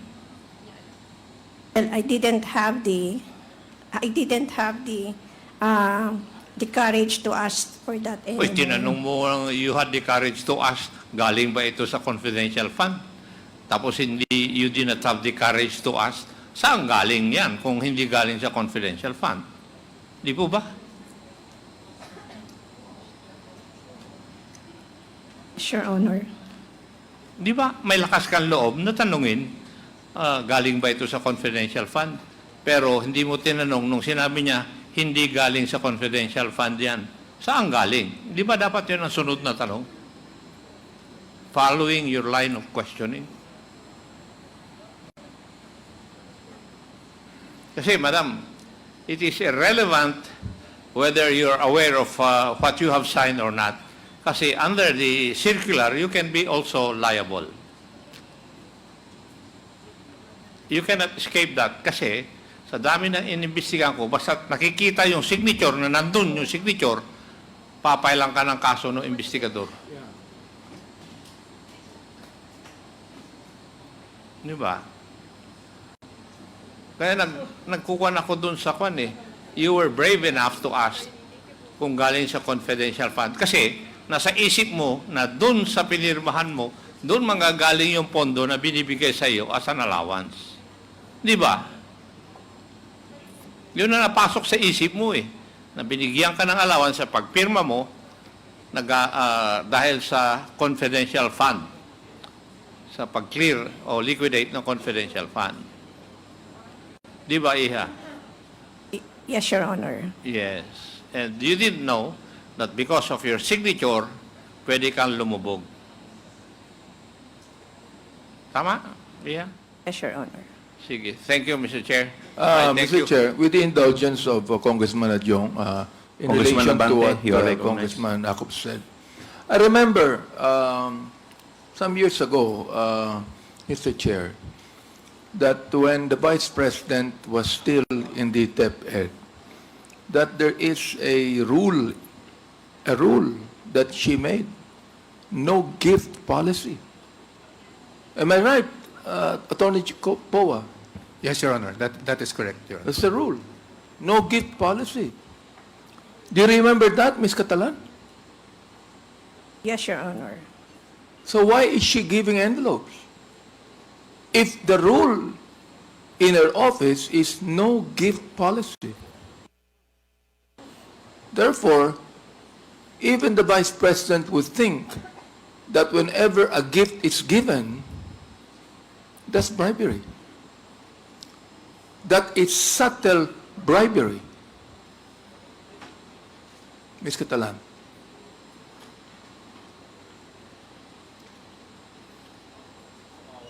Maybe.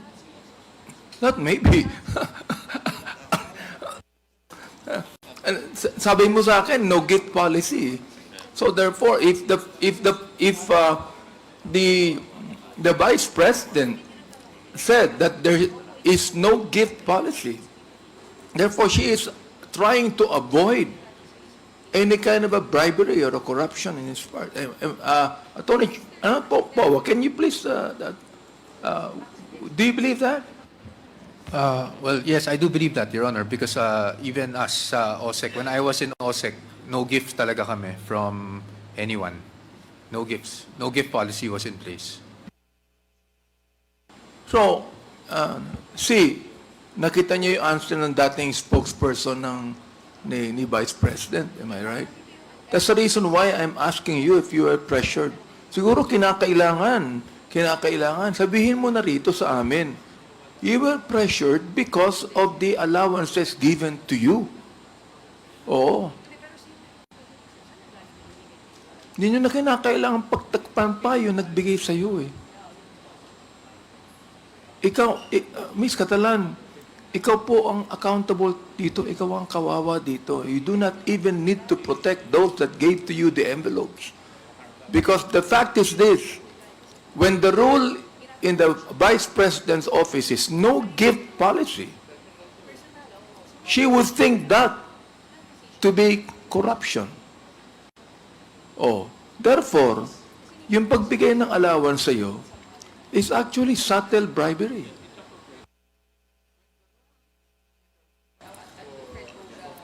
Hindi po ba?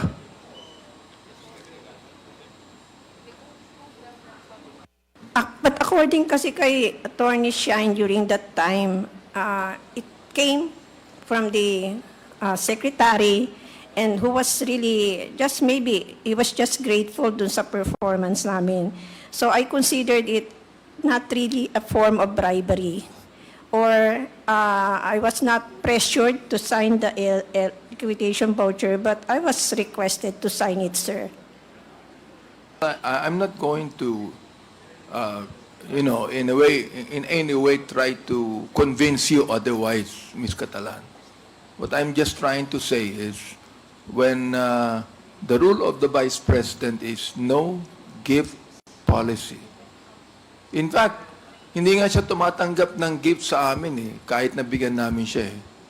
Hindi siya tumatanggap eh. Ngayon, kung siya mismo hindi tumatanggap, ba siya nagbibigay sa inyo?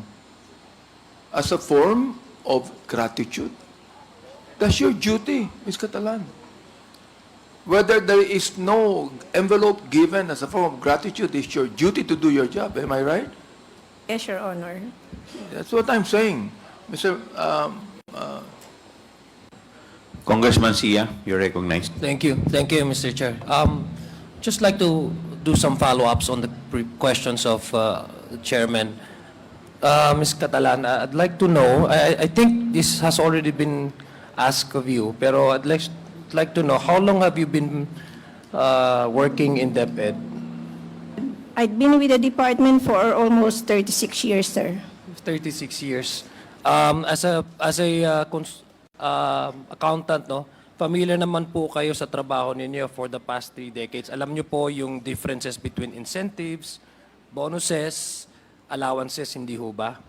Yes, Your Honor. And when you say bonuses and all of these categories, merong pinagkukunan po ng pondo dyan, di ba? Nakalaan naman po yan, no? Yes, Your Honor. Can you enlighten me po, because according to your responses, you treat this regular, I don't know how to label it, but as a gift, no? Just for the lack of a better term, kasi hindi mo po ma-pinpoint kung saan talaga galing yon. Pwede niyo po sabihin, clarify sa amin kung based on your experience, kasi alam naman po natin may mga bonuses yan, eh, di ba? Sa mga regular employees. In fact, before the end of this year, mayroon talagang bonus packages yan binibigay. And mayroon namang incentives, no? Can you at least distinguish based on your work, job description, on how you appreciate the differences of this? Pag sinabi mo pong allowance, saan regular na kinukuha na pondo yan?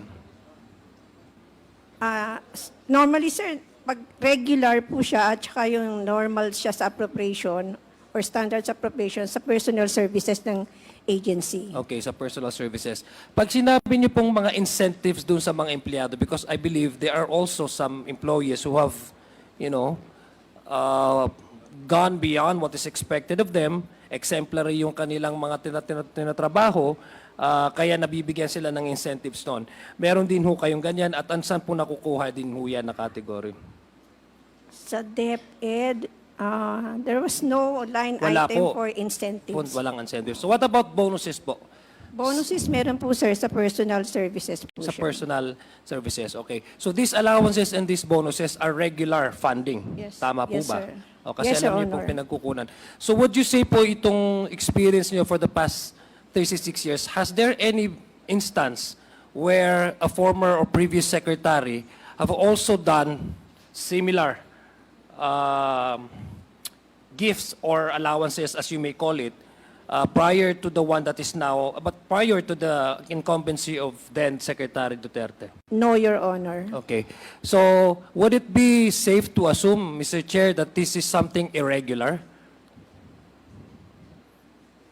Kasi ang sabi niyo po, the allowances and as well as yung mga bonuses are regular fundings. There are line items under your budget, kasi accountant kayo, at doon nakukuha. So it's a regular funding, no? According to you, there has never been for the past 3 decades of your work, your stay in DepEd, there has never been any instance where there's an administrative policy of your department that says pwede kayong magbigay regularly ng mga sobre sa mga empleyado. So that's sometimes something irregular, hindi ho ba?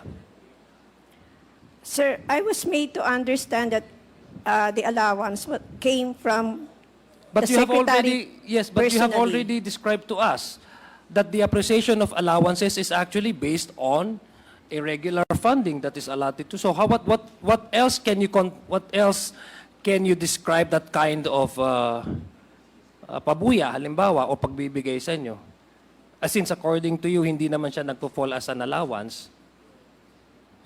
I was made to understand that it came from her personally. Yeah. Personal money niya. I was made to understand that it came from the personal money of the secretary. Okay, so what do you, was there any instance, for example, na sabi nga ni Manong Romy kanina, what made you first ask si attorney na ito ba'y galing sa confidential funds, hindi ho ba? That's your initial eh. Ibig sabihin, you already had a prejudgment that this may come from the confidential funds. And then later on, you were made to believe, according to you, that it's come from the budget of the OVP. budget, personal budget of the OVP. Sa inyo po bang palagay? I'm just asking you now, not as a consultant, but as a regular, average-minded person. Sa inyo palagay, kaya ho ba yun ng isang tao nang magbigay ng ganung regularly ng amount based ho doon sa sitwasyon nung nagbibigay? In this case, Secretary, just your Sa akin, sir, kasi kaya naman niya kasi malaki naman sweldo ng secretary. Okay, so ang palagay niyo doon doon sa inyo napupunta yung kanyang, sa palagay niyo yun? Yun, sir, honestly. Yun ang palagay ko. Kaya I was made to understand na it came from the personal money of the secretary. Okay, so gusto ko lang pong malaman na Ms. Catalan, how often did you receive these funds? I mean, this Monthly. monthly, so ilang months po kayo nag-receive ng ano? February to So when did it start? When did it start? Kasi sinabi nyo confidential fund. When did it start? When the confidential fund was requested? When was the confidential fund requested again? the first issuance of the confidential fund was around February. So when did you receive the allowance? After the release of the cash. Of the Okay, so check. that made you think Yes, that it's a confidential. yes. But prior to the confidential fund, you were never received any. No, Your Honor. Okay, so hindi mo masasabi na galing personal money niya yun. Again, I trusted. Yeah, but you said, Ms. Catalan, that you made to understand that it was malaki naman ng sweldo niya. So bakit nung umupo siya, hindi na siya nag-start magbigay? Bakit nag-start siya magbigay nung first na na-release na rin yung confidential funds? I think that's what made you think that it's part of the confidential funds. Again, Mr. Chair, just a manifestation na sabi nga, it's something irregular. It does not happen, no? In the previous, it did not happen prior to the release or request of the confidential funds. That would be all, Mr. Chair. Thank you very much. Mr. Chair, Congressman Abante. nakatanggap po kayo ng 9 envelopes na nagkakahalaga ng 25,000 each, di ba? Yes, Your Honor. That would be around almost 250,000 all in all. Contain yan, 225. 225,000. So alam niyo po, that is 225,000 in all. Alam niyo yon. Yes, Your Honor. And kailan po natapos yon? Na pagbibigay? September po. September of last year? 2023, Your Honor. September of 2010. 2023. Your Honor. 2023. Oo. Kailan po natapos ang pag-release ng confidential fund? Third quarter, Your Honor. Ng I cannot- 2023. July po yung release ng check for the third quarter. Of 2023, Yes, sir, correct? Your Honor. Oo. So hindi pa kayo nakahalata na that's part of the of your responsibility of signing. Yun nakukuha niyo yung allowances. Remember, ha? Tinan nyo, maigi. 225,000. Alam nyo, pinilang nyo, you counted it.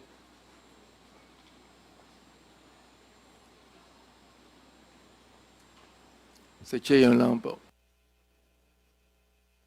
Your Honor, may I be recognized? Committee Secretary, Your Honor. Comsec, you're recognized. Your Honor, we would like to recognize the presence of Honorable Lord Dan G. Suan from the 1st District of Cagayan de Oro. Welcome, Your Honor. Congressman Mr. Chair. Isidre. Mr. Chair, gusto ko lang Yes, itanong Congressman kay- Isidre, you're recognized. Mr. Chair, gusto ko lang balikan yung sinabi kanina ni Ms. Catalan na yung paniniwala po niya, yung pera na ibinigay sa kanya nanggaling po sa sweldo ng dating sekretary. Tama po ba? Personal money po niya, Your Honor. Pero narinig ko kanina sweldo, di ba? Tinanong kasi kung naniniwala ako na kaya. Sabi ko naman, kasi malaki naman sweldo niya. Pero for the record lang, may sweldo ba si VP Sara as Secretary of Education? Wala, Your Honor. Nasa OBP siya. Okay, yun lang po.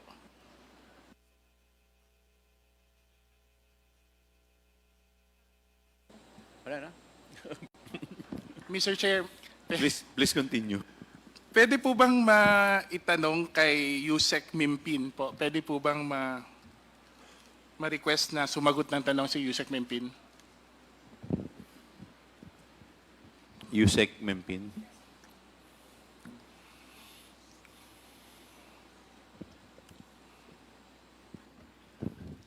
Yes, Mr. Chair. Thank you po, Mr. Chair. Yusek Mimpin, Mr. Chair, ano po yung designation ninyo ulit sa DepEd? Former USEC for admin po. Pero ngayon hindi na po kayo Yusek for... No more, sir. Kailan po kayo na-appoint at kailan po natapos? I was appointed as USEC June 21, 2023, sir. June 21, 2023 23 po, sir. at natapos po? July 19, the effectivity of the resignation of the Vice President as Secretary of DepEd, Mr. Chair. Mr. Chair, curious lang po ako kasi I sit po in the MSGC ng Armed Forces of the Philippines at ako po'y medyo curious sa situation na isang dating militar po ay ma-appoint po sa Department of Education. Is there any circumstance leading to your appointment? Parang, paano kaya na-consider? Sa tingin niyo po ba trust and confidence ang rason bakit kayo na-appoint as Undersecretary? Yes, Your Honor, Mr. Chair. So, ibig sabihin, matagal niyo na akong kilala, Mr. Chair, si dating Secretary, si Vice President Sara Duterte. That's correct, Your Honor, Mr. Chair. Kailan po kaya, Mr. Chair, ninyo naging kilala si VP Sara? When I was designated as the commander of Task Force Davao in 2017, Your Honor, Mr. Chair. So, na-appoint po kayo sa Davao? Yes, sir. Sa as Task the- Force Davao po, Mr. Chair. Yes, Your Honor. Tanong ko lang po, Mr. Chair, paano po nakatulong yung experience nyo bilang military person sa DepEd po? Sa inyong trabaho sa DepEd, Mr. Chair? Your Honor, Mr. Chair, I do believe our leadership and management style was the basis because actually I was designated USEC for admin and not on more on the education like the curriculum and teaching strand. So when I was recruited, I accepted the offer of the Vice President and former Secretary, Your Honor. So, Mr. Chair, sa malamang sa hindi po, naging kasama din po kayo sa pagbalangkas o di kaya sa pag-monitor yung mga activities regarding insurgency, recruitment ng mga grupo dun sa DepEd, sa mga estudyante o di kaya sa mga teacher? No, sir, because when I was actually as Congresswoman Wistro, during the last hearing, I was also prior to my designation as USEC for admin, I was recruited first as consultant because I just retired from the military service January 28 of 2023, and most of the commanders or the field unit commanders are my colleagues. So that's, I do believe, the advantage that I have in terms of collaboration with the security sector, Your Honor. So, Mr. Chair, would you, with Yusek Mimpin, categorically say na you had no participation whatsoever in all these activities related to intelligence operations within the Department of Education?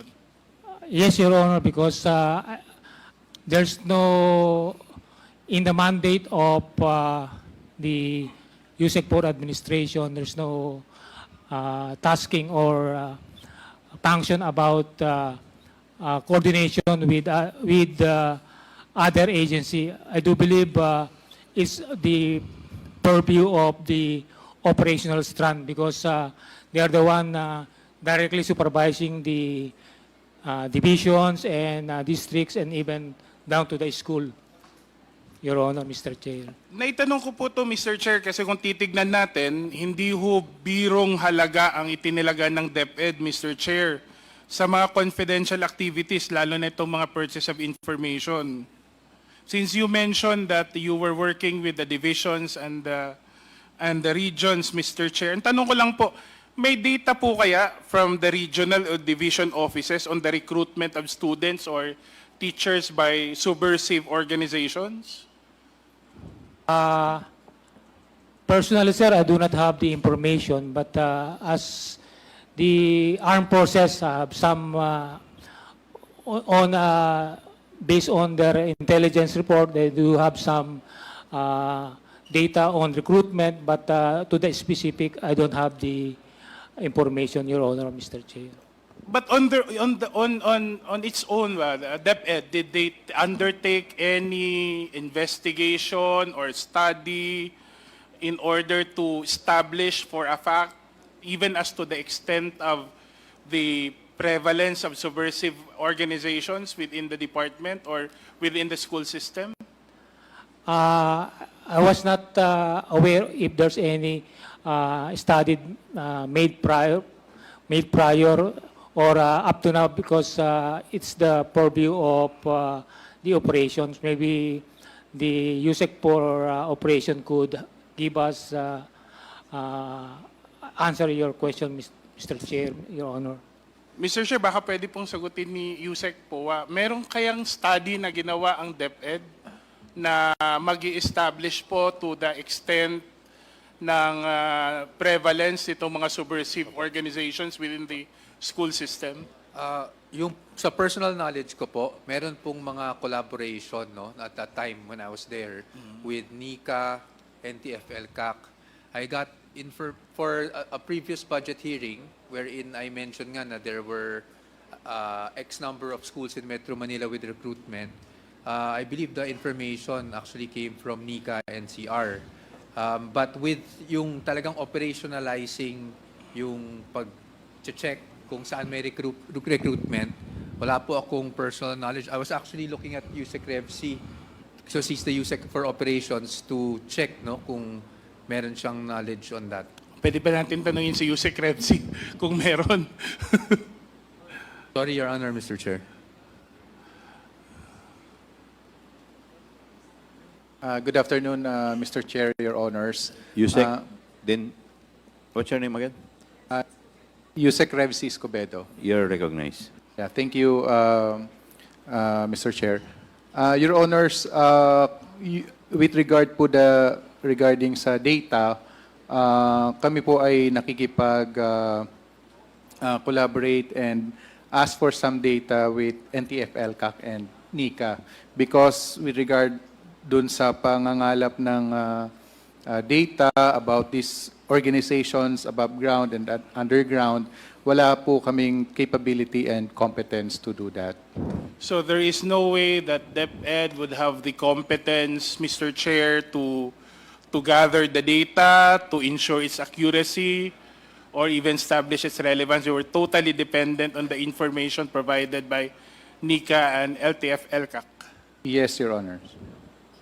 So if that's the case, Mr. Chair, what's the basis for having appropriated this big amount of money when there is no way that the department will establish it internally? Di ba? Yun ang tanong ko, Mr. Chair. Paano po nakapag-desisyon ang Departamento ng Edukasyon na maglaan ng ganitong kalaking amount ni wala namang pamamaraan internally ang Department of Education to understand or to establish lang naman the extent of subversive activities. Kasi kung wala pong ganong basihan at ang information lang ho ay nanggaling sa NICA at sa LCAC, di ba dapat mas tama na sila na rin din ang lagyan ng pondo kaysa sa Department of Education, Mr. Chair? Yusek Minpin.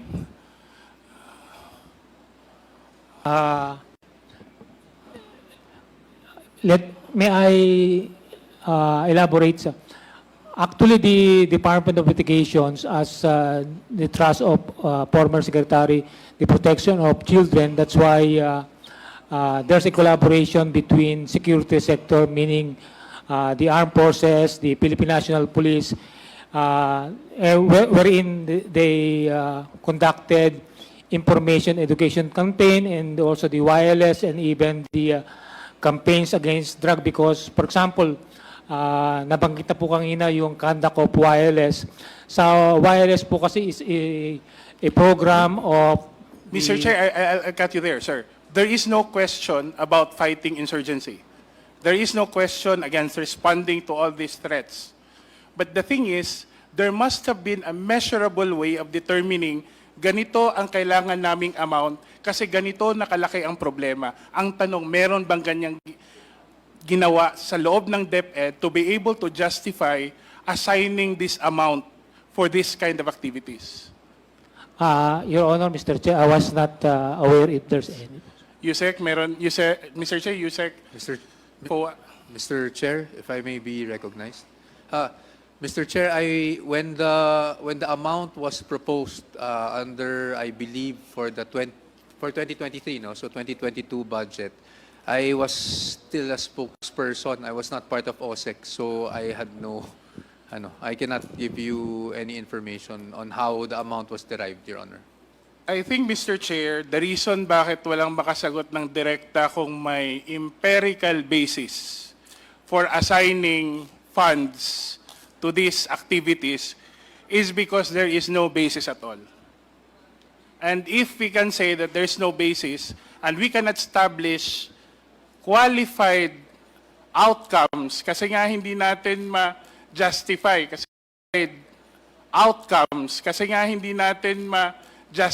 kasi wala din tayong basis, hindi rin natin ma-establish yung outcomes.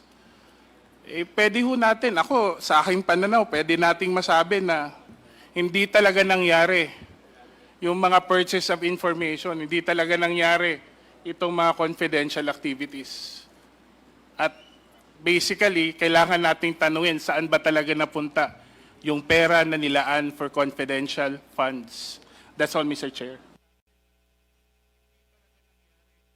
Thank you. Yes, Congresswoman Luistro. Follow-up question for Yusek Mempin. Yusek, as shared earlier, it was stated by the Vice President during the press con na ang confidential fund po ng DepEd ginamit to obtain information so they could inform the military and the LGU where to hold the youth leadership summits and the information education campaigns. Are you aware, Yusek Mempin, sino po ba itong naging source ng information? Who were the basis of the information given to the military and the LGU? Mr. Chair, Your Honor, I have no personal knowledge as to the person or groups of person that provided the information. I understand, Yusek Mempin, that prior to your appointment as Yusek for Administration, you were hired as consultant for security services. Tama po ba? That's correct, Your Honor, Mr. Chair. And I am inclined to believe that for concerns pertaining to security, kayo po yun. Was there never an instance that you were consulted as to the possible source of information? Your Honor, Mr. Chair, my role as consultant on security matters is, as also mentioned by Yusek Rebsi, is coordinating and collaborating with other security sector as to the status of their intelligence collections and their efforts with regards to the protection of youth, particularly children, ma'am. Let us be very specific, Yusek Mempin, as to the possible sources of confidential information to be provided to the military and to the LGU. Kayo po ba ay may nalalaman dito? Personally, I have no direct information, ma'am. Kung wala po kayong nalalaman dito, Yusek Mempin, then who among the officials of the DepEd has knowledge about the sources of information? Personally, ma'am, I don't have, because as also I'm in my capacity as USEC for administration, I was not, in terms of particularly National Task Force LCAC, I was not the one representing DepEd and other security cluster. I am only member of the, requested to represent the secretary in the Anti-Terrorism Council, which is more on the extreme terrorism and the extremism. In other words, Yusek Mempin, you have no knowledge at all about the sources of this confidential information. That's correct, Your Honor, Mr. Chair. During the last hearing, you testified that you were the one who requested for the certification of the 4 AFP officials. You confirm this? That's, yes, I confirm, Your Honor, Mr. This Chair. include Officer Manaros Buransing, Officer Carlos Sangdaan, Officer Magtanggol Panopio, and Officer Adonis Bahaw. You confirm?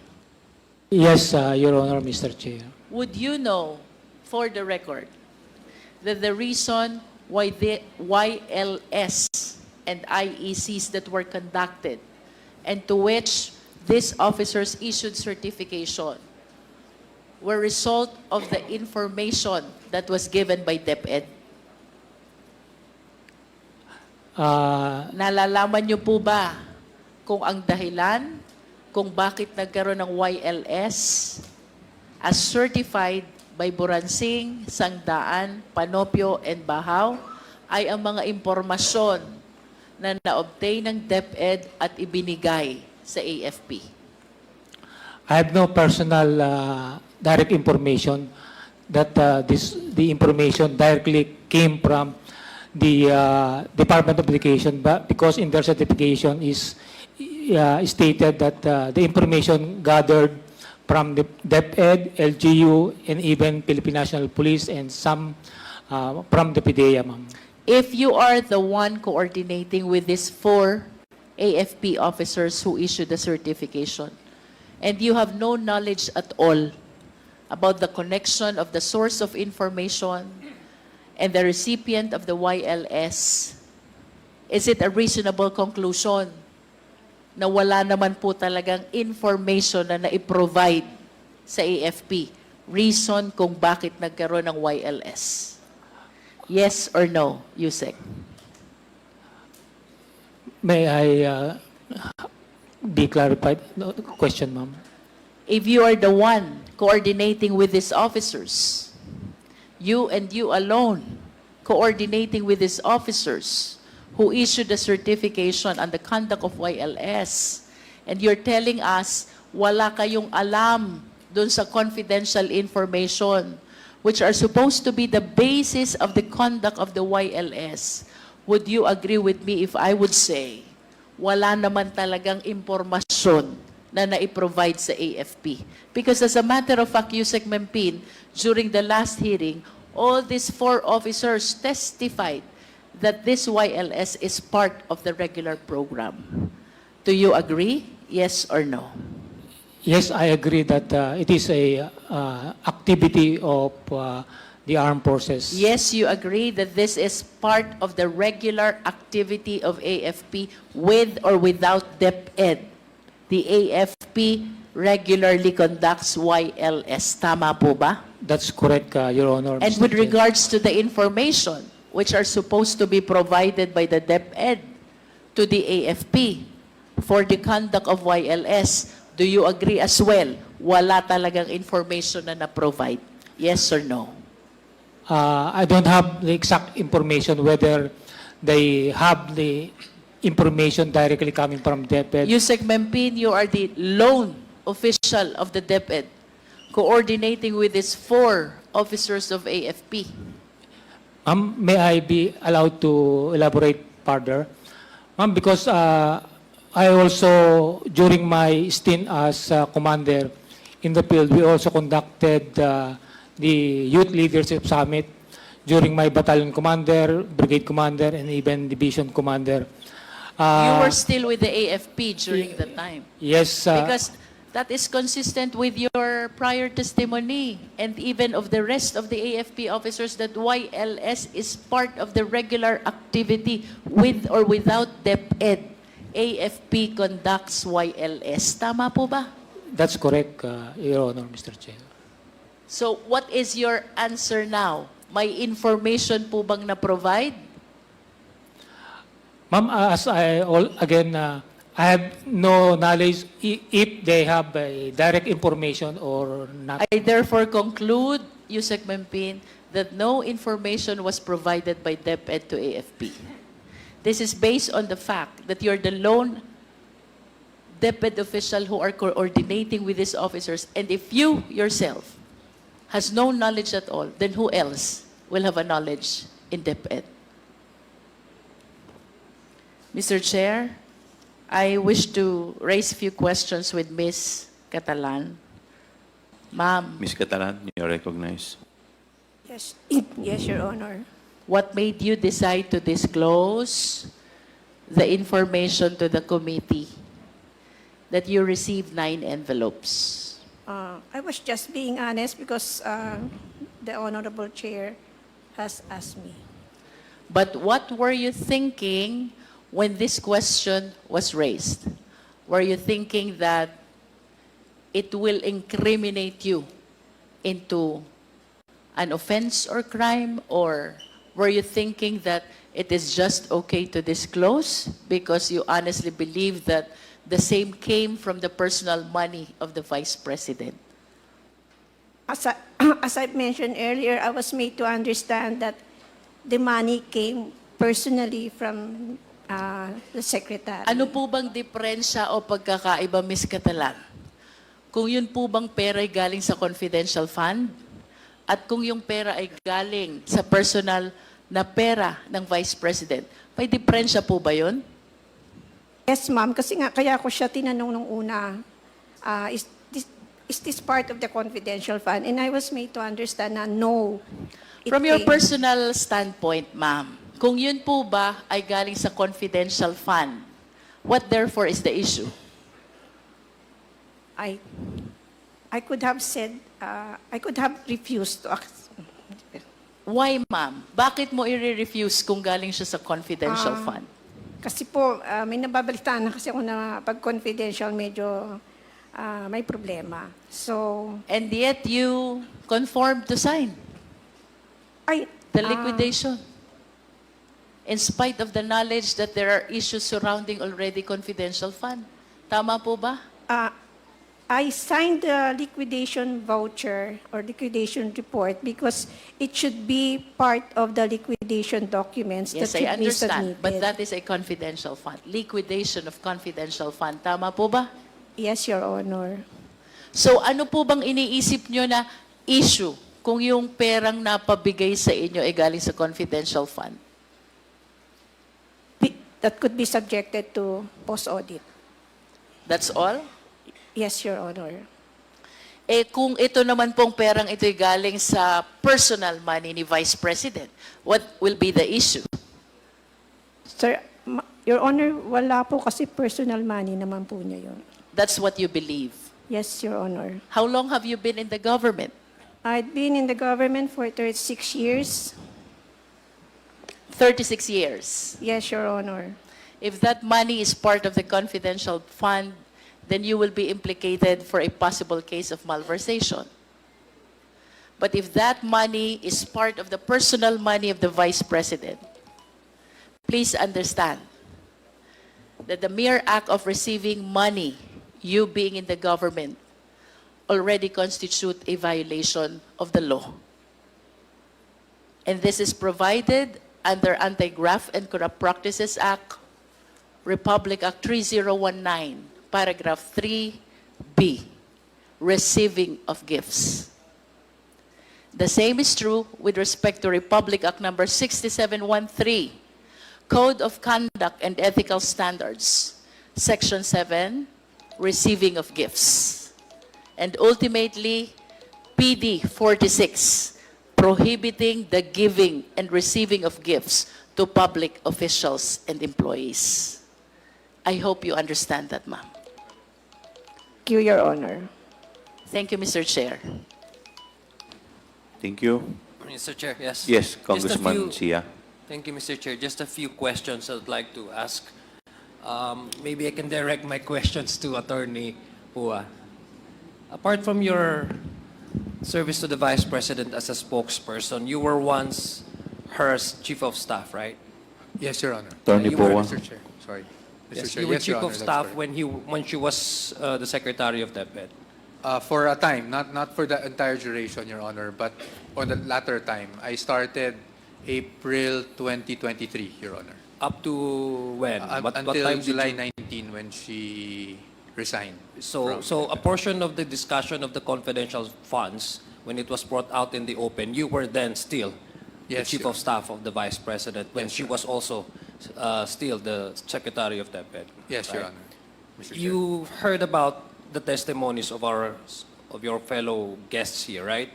And they were mentioned about the sobre and the gifts. And I'm just wondering, was there any point in time that such bigayan sobre was when it was happening? What as a Chief of Staff, I presume that part of your job is the in and outs of the office of the Vice President, any memoranda, etc.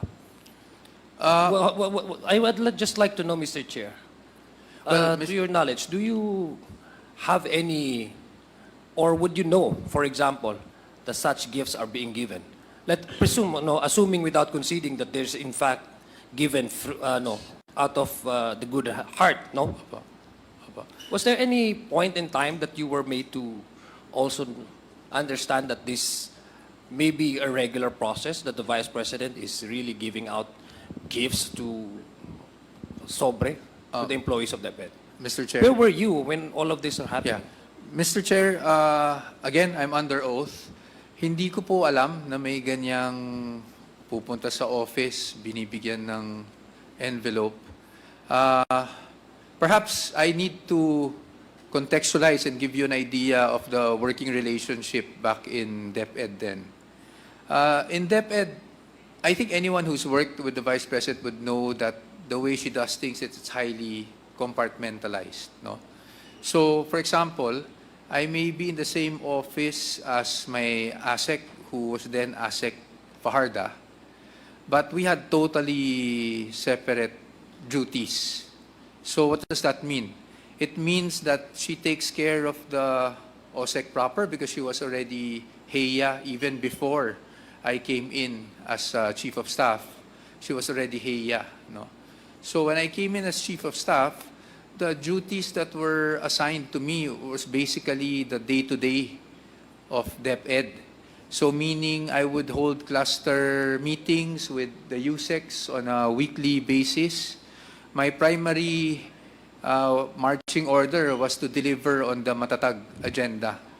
And perhaps, looking at it now, in a very direct manner, perhaps that's also why I was never really briefed on how confidential funds were being operationalized, on how, perhaps that's why even when I came in as Chief of Staff, I was not made SDO or signatory or anything. The only time I can honestly say that I encountered looking into the reports of confidential funds was when we were already issued an AOM. And at that time, I was also not just Chief of Staff, but I was OIC Finance. And so it was within my purview to address and respond to the AOM. I know it is very hard to maybe fathom or imagine na bakit hindi mo alam tong mga ganito. But I think anyone in DepEd and my DepEd family is here, they would know how compartmentalized we were at that time. In fact, coming into these congressional hearings, and to be very honest with you, sir, Mr. Chair, kung pwede ko lang sagutin yung confidential funds, Your Honor, gusto ko na sagutin. Kasi I've been defending DepEd since day one as the spokesperson in July 2022. So to be honest, if I could just defend DepEd now, defend the Vice President even, I would. But that's why I came here. When they ask me anything, minsan sabihin pa nga sa akin, why did you admit, why did you? But that's the truth. And I just want to be here and tell the truth. Ngayon, pag hindi ko talaga alam, I would say hindi ko talaga alam. And Okay. sorry for the long. I'll give you that. I'll give you that. Let me ask Ms. Catalan. Ms. Catalan, when this when these envelopes were given to you, were you made also understand that this is done in secretly, or is just magandang ano lang, it's a regular binibigay lang na parang allowance lang, pang-gift lang, or may impression ba na wag mong sabihin, sa'yo na muna ito, or ganon? Wala po, Your Honor. So, ibig sabihin, talagang hindi siya sinesekreto.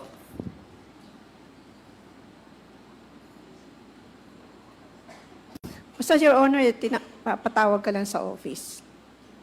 Papatawag ka sa office, pero alam mo na hindi lang ikaw yung nakakatanggap. I'm not aware, Your Honor. But you are aware that there are also others who may also be receiving the same allowances, as you may call it. Siguro nasa isip ko lang na I'm not the only one, pero I didn't bother to know kung sino pa, or I didn't, because I was discreet lang siya. So discreet siya. Opo. So ibig sabihin, there was never any instance where ka-close mo sa opisina, nagsabi rin na, uy, naka-receive din ako ng the same. Wala po, Your Honor. So it was done secretly. Would you say so? Discreet nga lang po siguro, kasi wala akong alam, Your Honor. Okay, sige. So, ibig sabihin, Mr. Chair, I'd like to, again, follow up your question.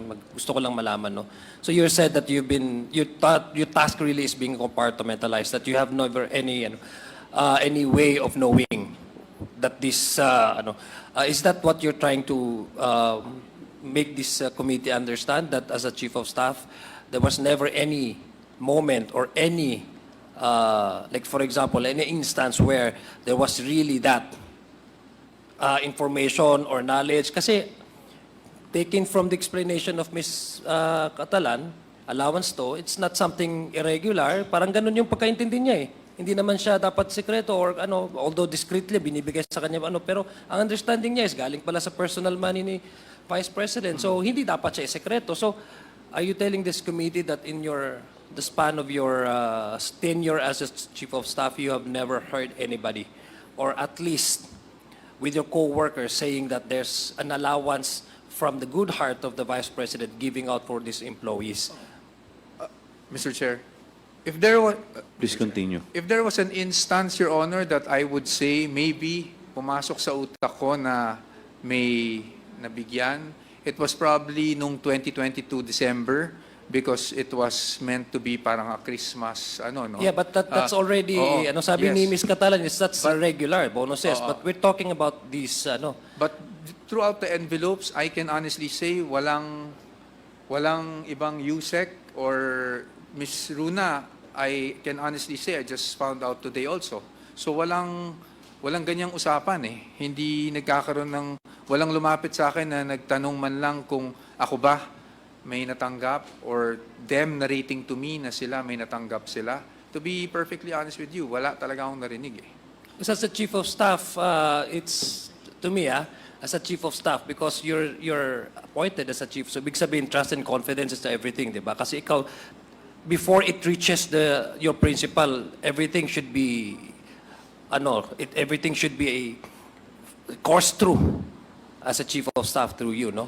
It's, for me personally, Mr. Chair, I find it very hard to understand. Although I'm not trying to debunk your statement here, Attorney Pua, but to me, we all are government employees, and we know how the administrative processes have been going. So, it's, for me personally, I think it's kind of difficult for you not to be able to understand and at least have a grasp on what is happening inside your office, knowing that you are not only the Chief of Staff, but you're also the spokesperson for the Department of Education, Mr. Chair. And though you may not know, but a lot of your co-workers in the department, co-employees in the department have already come out saying the same thing. But if we use the same argument or the statement of Ms. Catalan na discrete pinamimigay, ilan yung lumabas na? Ibig sabihin, kung 4 na ba sila, Mr. Chair, o 5? 4 yung lumabas, the same testimony saying that they have received envelopes. Ibig sabihin, kung discreetly, kung the same manner of releasing, ibig sabihin, there's no way for them to really make up some stories.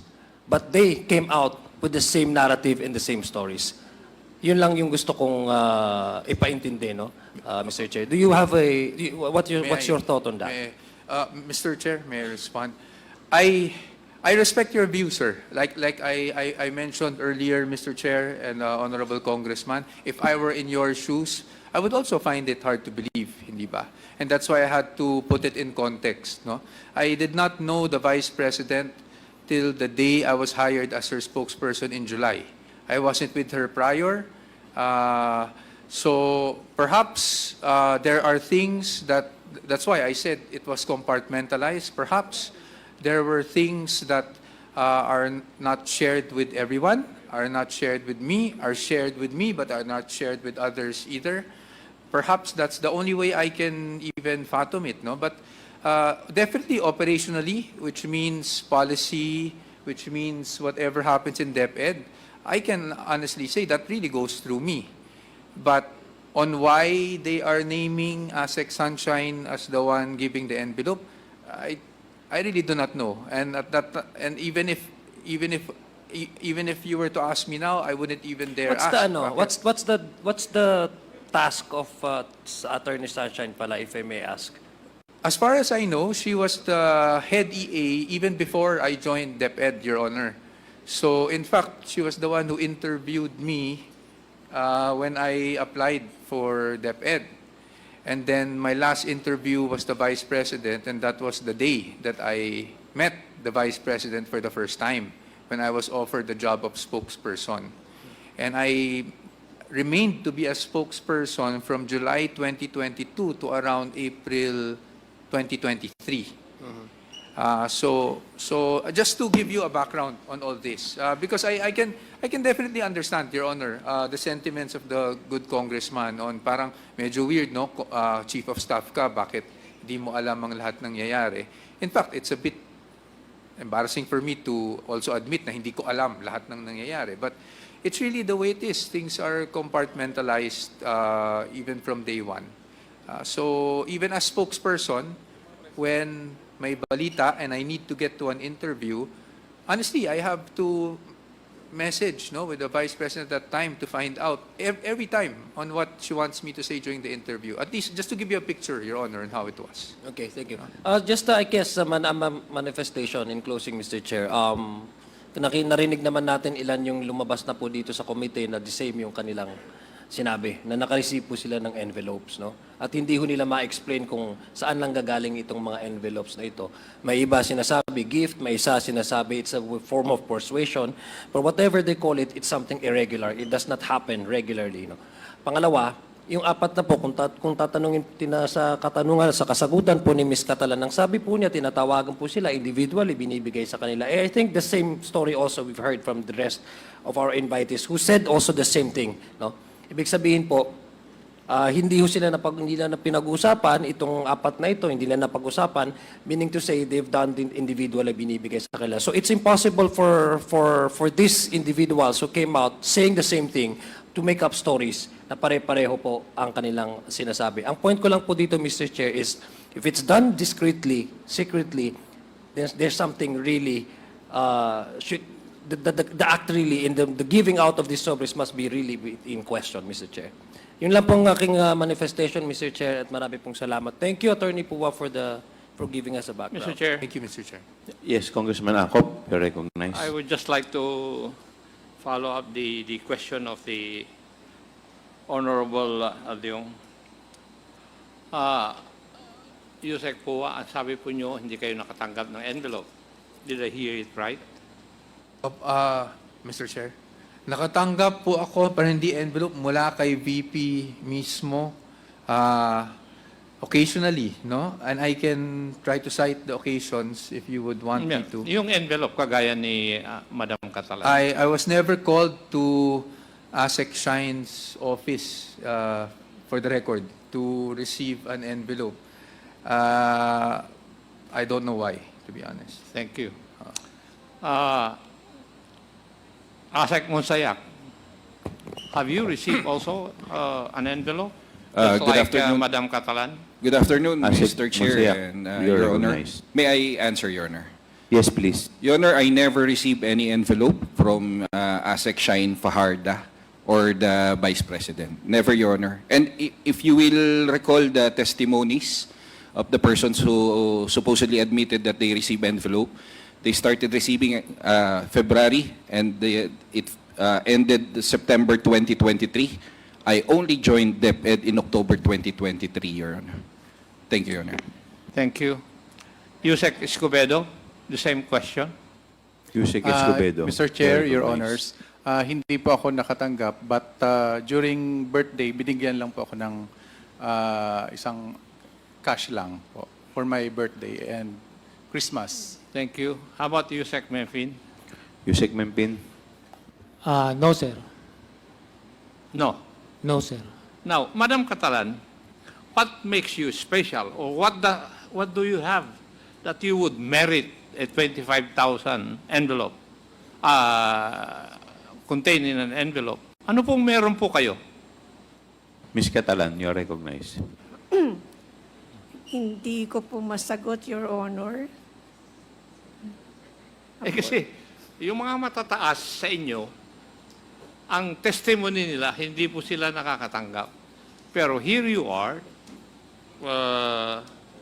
the head of the accountant division, nakatanggap po kayo. Ano po ang meron kayo that would merit na bigyan po kayo ng envelope ni Vice President? Your Honor, yung sinabi lang po sa akin ni Sec. Shine is that a form of gratitude. What did you do? What did you do that would merit yung kuwan na yun? Na maging magpapasalamat sa iyo si Madam Fajarda or the Vice President. Ano po yung ginawa ninyo?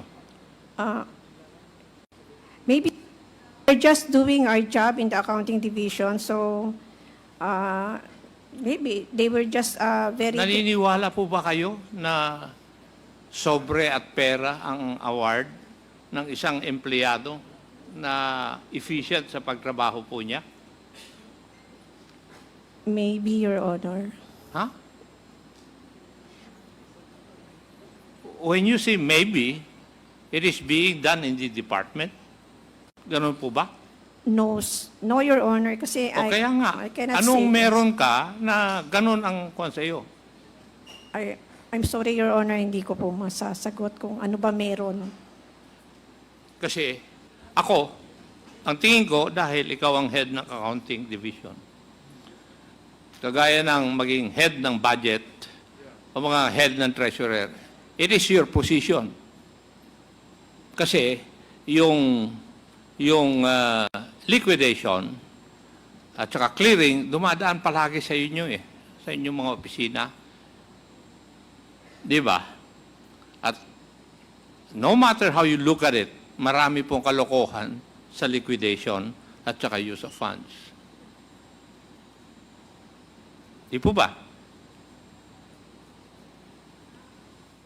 Yung regular transaction, we ensure na lahat po ng disbursement is duly supported by documentary requirements. But again, the confidential fund is quite different and the first time that we have in the department.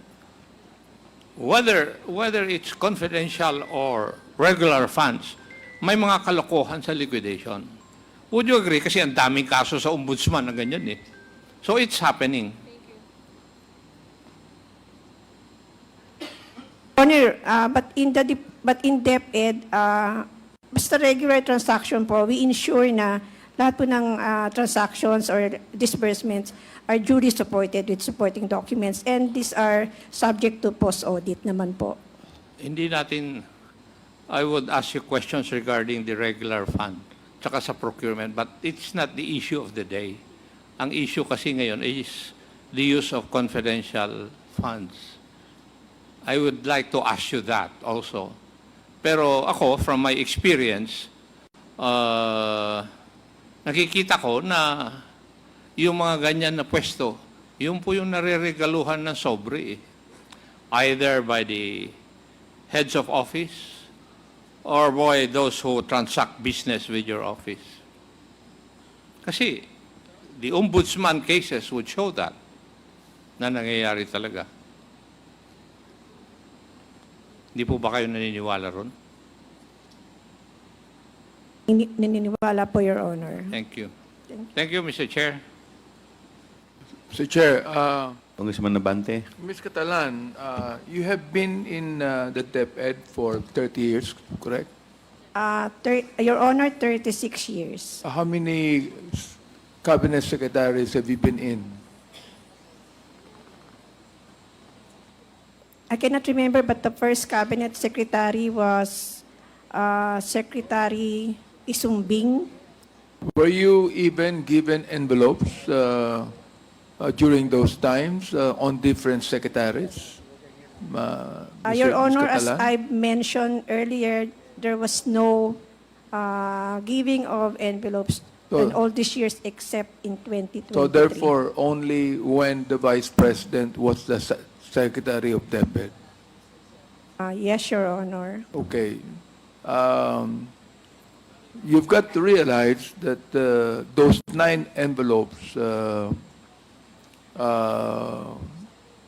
has a total amount of 225,000. Am I right? Yes, Your Honor. Okay. Attorney Powa, do you remember receiving an envelope that has about 200,000 in it? Mr. Chair, Your Honor, no. The simple answer is no. The biggest, if I need to share, Yes, go probably when one time nakwento ko nga na nag-reimburse ako because of a media party, no, for just to host the media for Christmas, I was given around 20 to 25 at that time, which was, well, to be candid, lower pa than what I made abono, but who are we to diba? So, but never, not definitely not 200, not 100,000, not 50,000. Oh, Ms. Catalan, he was an undersecretary of DepEd, the spokesperson of the Vice President, yet he has not even received, that amount of money during his time. I would even guess that Yusek Escobedo and Yusek Mempin, who have received gifts, during your birthdays and Christmas, for example, you have not received that much, have you? No, Your Honor, Mr. Chair. No. Yusek Escobedo? No, Your Honor. So, hindi po ba kayo nakakahalata na Ms. Catalan na napakalaki ng natanggap ninyo for, those 9 envelopes? More than all of this USEC here that have a higher position than you have? No, Your Honor, kasi I do not have any information or I'm not aware that nakakatanggap or sino yung nakakatanggap at hindi. Yeah, but you are aware of the law. You are aware of Republic Act.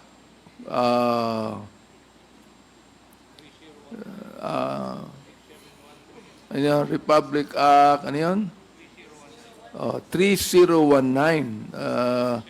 which is actually, dito sa akin Republic Act 3019, Anti-Graft and Corrupt Practices. You're aware of that, isn't it? You know that, isn't it? Yes, Your Honor. Okay, wala naman So, dapat nakikita na natin ngayon yan kung paano. That's the reason why I'm asking you na I would even guess that those envelopes you received were a form of pressure on your part to sign. Yun lang po, Mr. Chair. Your Honor, I would like to welcome to our hearing Honorable Charisse Ann C. Hernandez, representative of the Lone District of Calamba City. Thank you, ma'am, for attending. Thank you. Yes, Congressman Mika. Mr. Chair, just a quick follow-up for my interpellation earlier. I just wanted to ask COA once again. You mentioned that there was an AOM that has already been issued for the regular funds for 2023. Please correct me if I'm wrong, but I believe the AOM is issued on a quarterly basis when applicable. So apart from the AOM that you mentioned a while ago pertaining to the welfare goods, under supplies and materials, are there other AOMs that have been issued since 2022 pertaining to regular funds of the OVP? Mr. Tomawis, Mr. Chair. you're recognized. Mr. Chair, apart from the two AOMs I mentioned for the welfare goods expenses and the pagbabago campaign, we have other AOMs for other deficiencies noted during our audit period. Mr. Chair, if I may request, Mr. Chair, for the committee to request a copy of those AOMs. I believe since we are talking about regular funds here, we no longer need to ask for a subpoena or issue a subpoena duces tecum as this pertains to regular funds, Mr. Chair. May I be recognized, Mr. Chair? Ano pa? I-clarify ko lang po kung anong period or anong audit period po for CY 2023, 2022.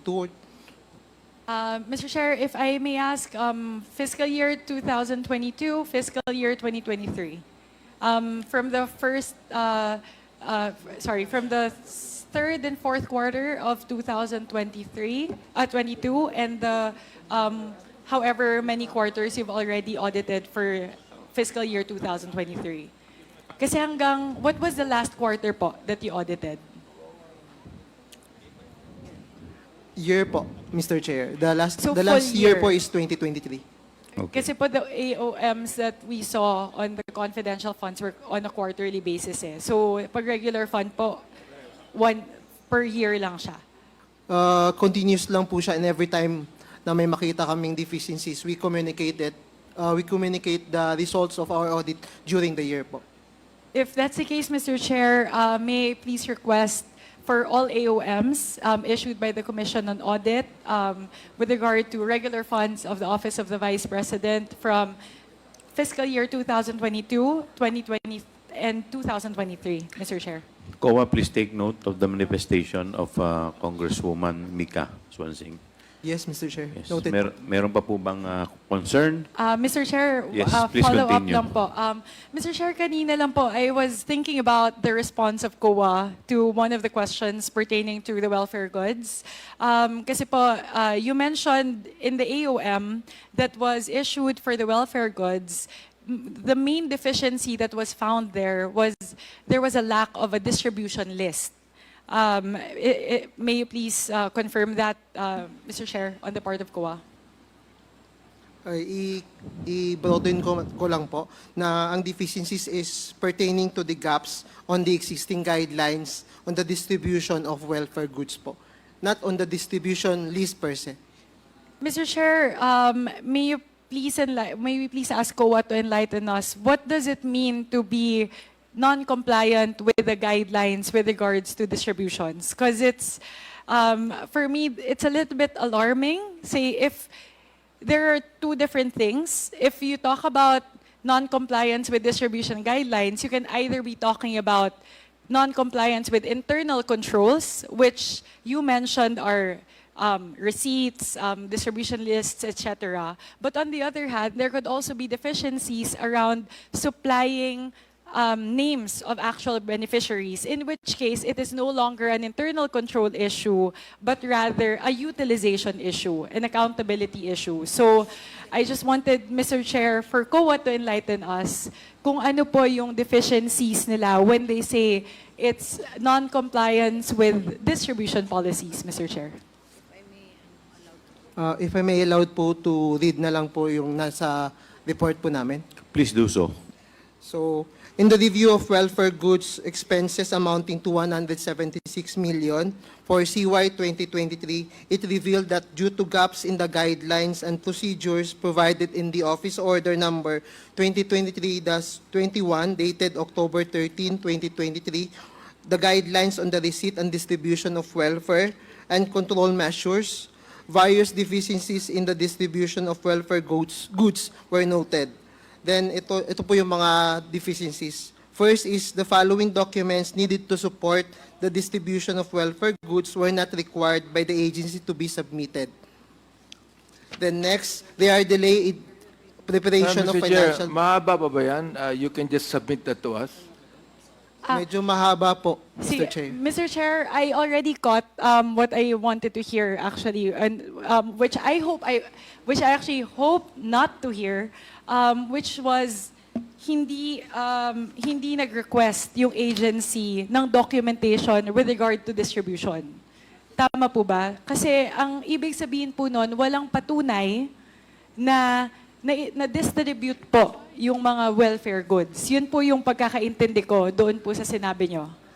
Bali po dun sa, Mr. Chair, yung pong guidelines po sa existing guidelines po nila, hindi po nakalagay doon na kailangan isubmit itong mga documents na to. So where in fact, kaya po namin nire-recommend na kailangan po i-include o i-improve po yung guidelines na i-include ito sa isasubmit sa amin to suffice po yung distribution of welfare goods. So Mr. Chair, ibig sabihin po ba nito, yung 176 million pesos na goods, welfare goods, mga relief goods, wala pong documentation kung sino ang nakatanggap at kung may nakatanggap ba talaga nitong mga distributed goods na ito? Mr. Chair, hindi po lahat yung 176. That's the amount recorded expenses for welfare goods. But then there is some amounts po doon na may mga kulang or may mga deficiencies in documents. But then the rest mostly have distribution list po. So itong mga na-mention po namin dito sa report, nakalagay po dito is some, hindi po lahat ng 176. Because we also to manifest na hindi po kami 100% audit. So we audit on a sampling basis. So as much as we want to audit all of this, since mayroon kaming lack of manpower, so or due to the time constraint din po, because for the information of everybody, we just assume the office po but last March 2024. So we have from March 2024 up to May para po i-audit yung mga transactions ni OVP. Pero Mr. Chair, ang pagkakaintindi ko po sa audit you do random audits to check if there are certain areas or categories that need to be, that have deficiencies. And once you catch a deficiency, magda-deep dive ka dun sa area na yun eh. So halimbawa, 176 million pesos yung pinag-uusapan natin sa welfare goods. May nakita na kayong findings na may deficiencies. Nag-random sampling pa lang din kayo. Hindi nyo tinitignan na sa 176 million na to, ilan dito yung may deficiency? Medyo malaking amount po to, Mr. Chair. Kaya I'm pressing COA on this. Kasi paano po kung halimbawa, out of the 176 million, sabihin nyo na sabihin natin less than 50%, that's still 70 million pesos, which is a substantial amount. Kaya po nagpe-press ako na sana po, wag nyo lang sabihin na merong some deficiencies, na some lang yung hindi nyo alam kung may nakatanggap ba. Kasi medyo malaki po itong halagang pinag-uusapan natin, Mr. Chair. Kailangan nating siguraduhin na yung welfare goods na ito ay nakadating sa mga tao, may nakatanggap. Kaya pag sinabi nyo po sa amin na walang patunay na may nakatanggap, medyo nakaka-alarma po sa amin to, Mr. Chair. may clarify po. Ang Please sinasabi po clarify. nung audit po namin or audit result, there is a deficiencies on the existing guidelines. So may mga lapses po or weaknesses na kailangan pong i-address. So dun sa 176... Sandali lang po may deficiency sa guidelines at isa sa mga deficiencies ay hindi nagre-require yung agency ng documentation. In effect, as a result, may mga distribution na walang documentation. Kaya po, ang bottom line dito, Mr. Chair, may mga distribution na walang patunay. Kung titingnan po natin sa report po, may mga transactions or distributions na wala pong distribution list. Ilan But po then yun? not the 176 million as a whole. Naiintindihan ko po yun. Paulit-ulit po tayo. Naiintindihan ko na hindi yung buong 176 million yung walang documentation. Pero ilan pong porsyento ng 176 million ang walang patunay? Kasi po sabihin natin, kahit 25% na lang yung pag-usapan natin, malaki pa din yun. For the documentation or incomplete documentation, we have part of the audit report po yung nandito. First is yung na-mention po nung last time na hearing na pinresent po ni Congressman Luistro, wherein may mga lacking documents po. For example, yung post-activity report, acknowledgement receipt. Wherein, Meron po ba, sorry po, in the interest of time, magkano po? Pag isusuma total mo So, lahat ng mga may deficiencies. So nasa 62,208. Meron pong 62 million, may 218,000, 460, 434,000, and 557.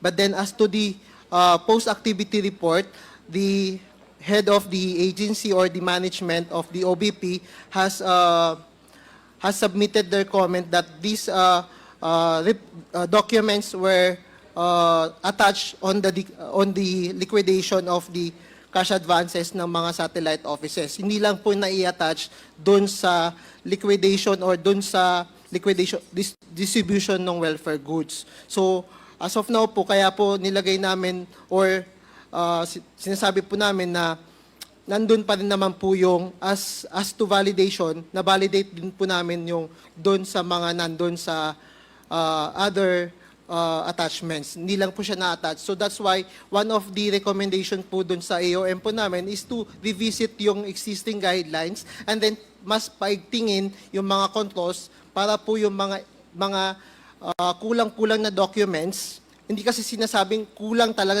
o walang documents. May mga documents naman po for the distribution list. There's just a weaknesses on the controls or lapses on the submitted documents po sa amin. Mr. Chair, ganito po, I recognize COA's effort to address the gaps in the guidelines. Pero we also have to be cognizant of the 62 million pesos that is already in question na merong deficiencies. So, Mr. Chair, I would like to ask COA, by the next hearing po, to please give us a definitive answer. How much of the 62 million has been cleared up doon po sa mga attachments? Kasi baka naman majority pa rin, hindi pa rin accounted for. Then for information din po, Mr. Chair, yung sa 62 million, ang lacking documents po is post-activity report, which is a secondary documents lang po. But then yung mga distribution list po niya, mayroon po yun, ma'am. Mr. Chair. Mr. Chair, siguro po kailangan natin po ng kopya ng liquidation report. Lalo na po dito sa welfare goods na ito. Actually, supplies and expenses supplies and materials expenses. Kasi yun po yung, I believe, roughly 40% of the whole OVP budget, if I'm not mistaken. Kasi po 400 million for 2025 po yung proposal nila.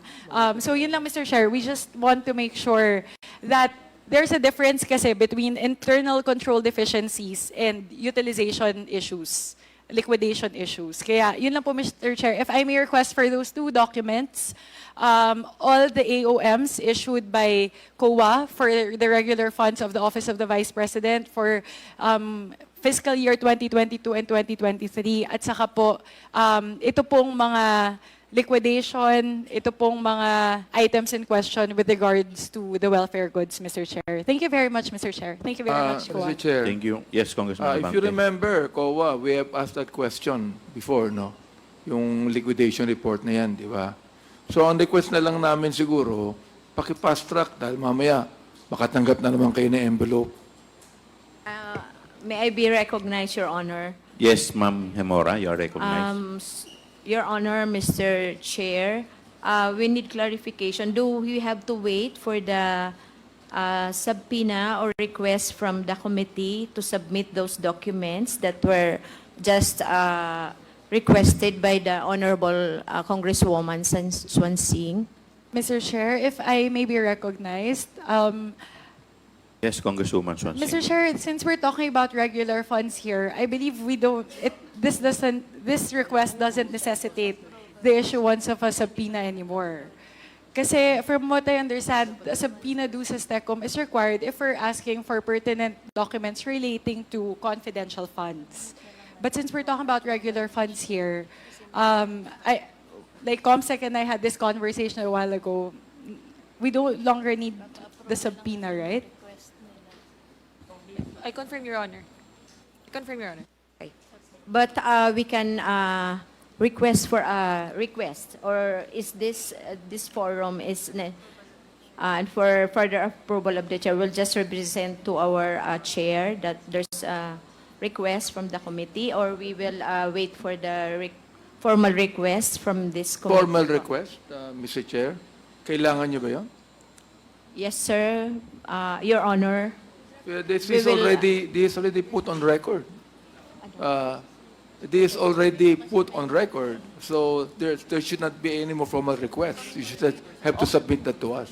Okay, Your Honor, Mr. Chair, we will just verbally communicate with our chair for the approval of the Honorable Chair of the Commission on Audit.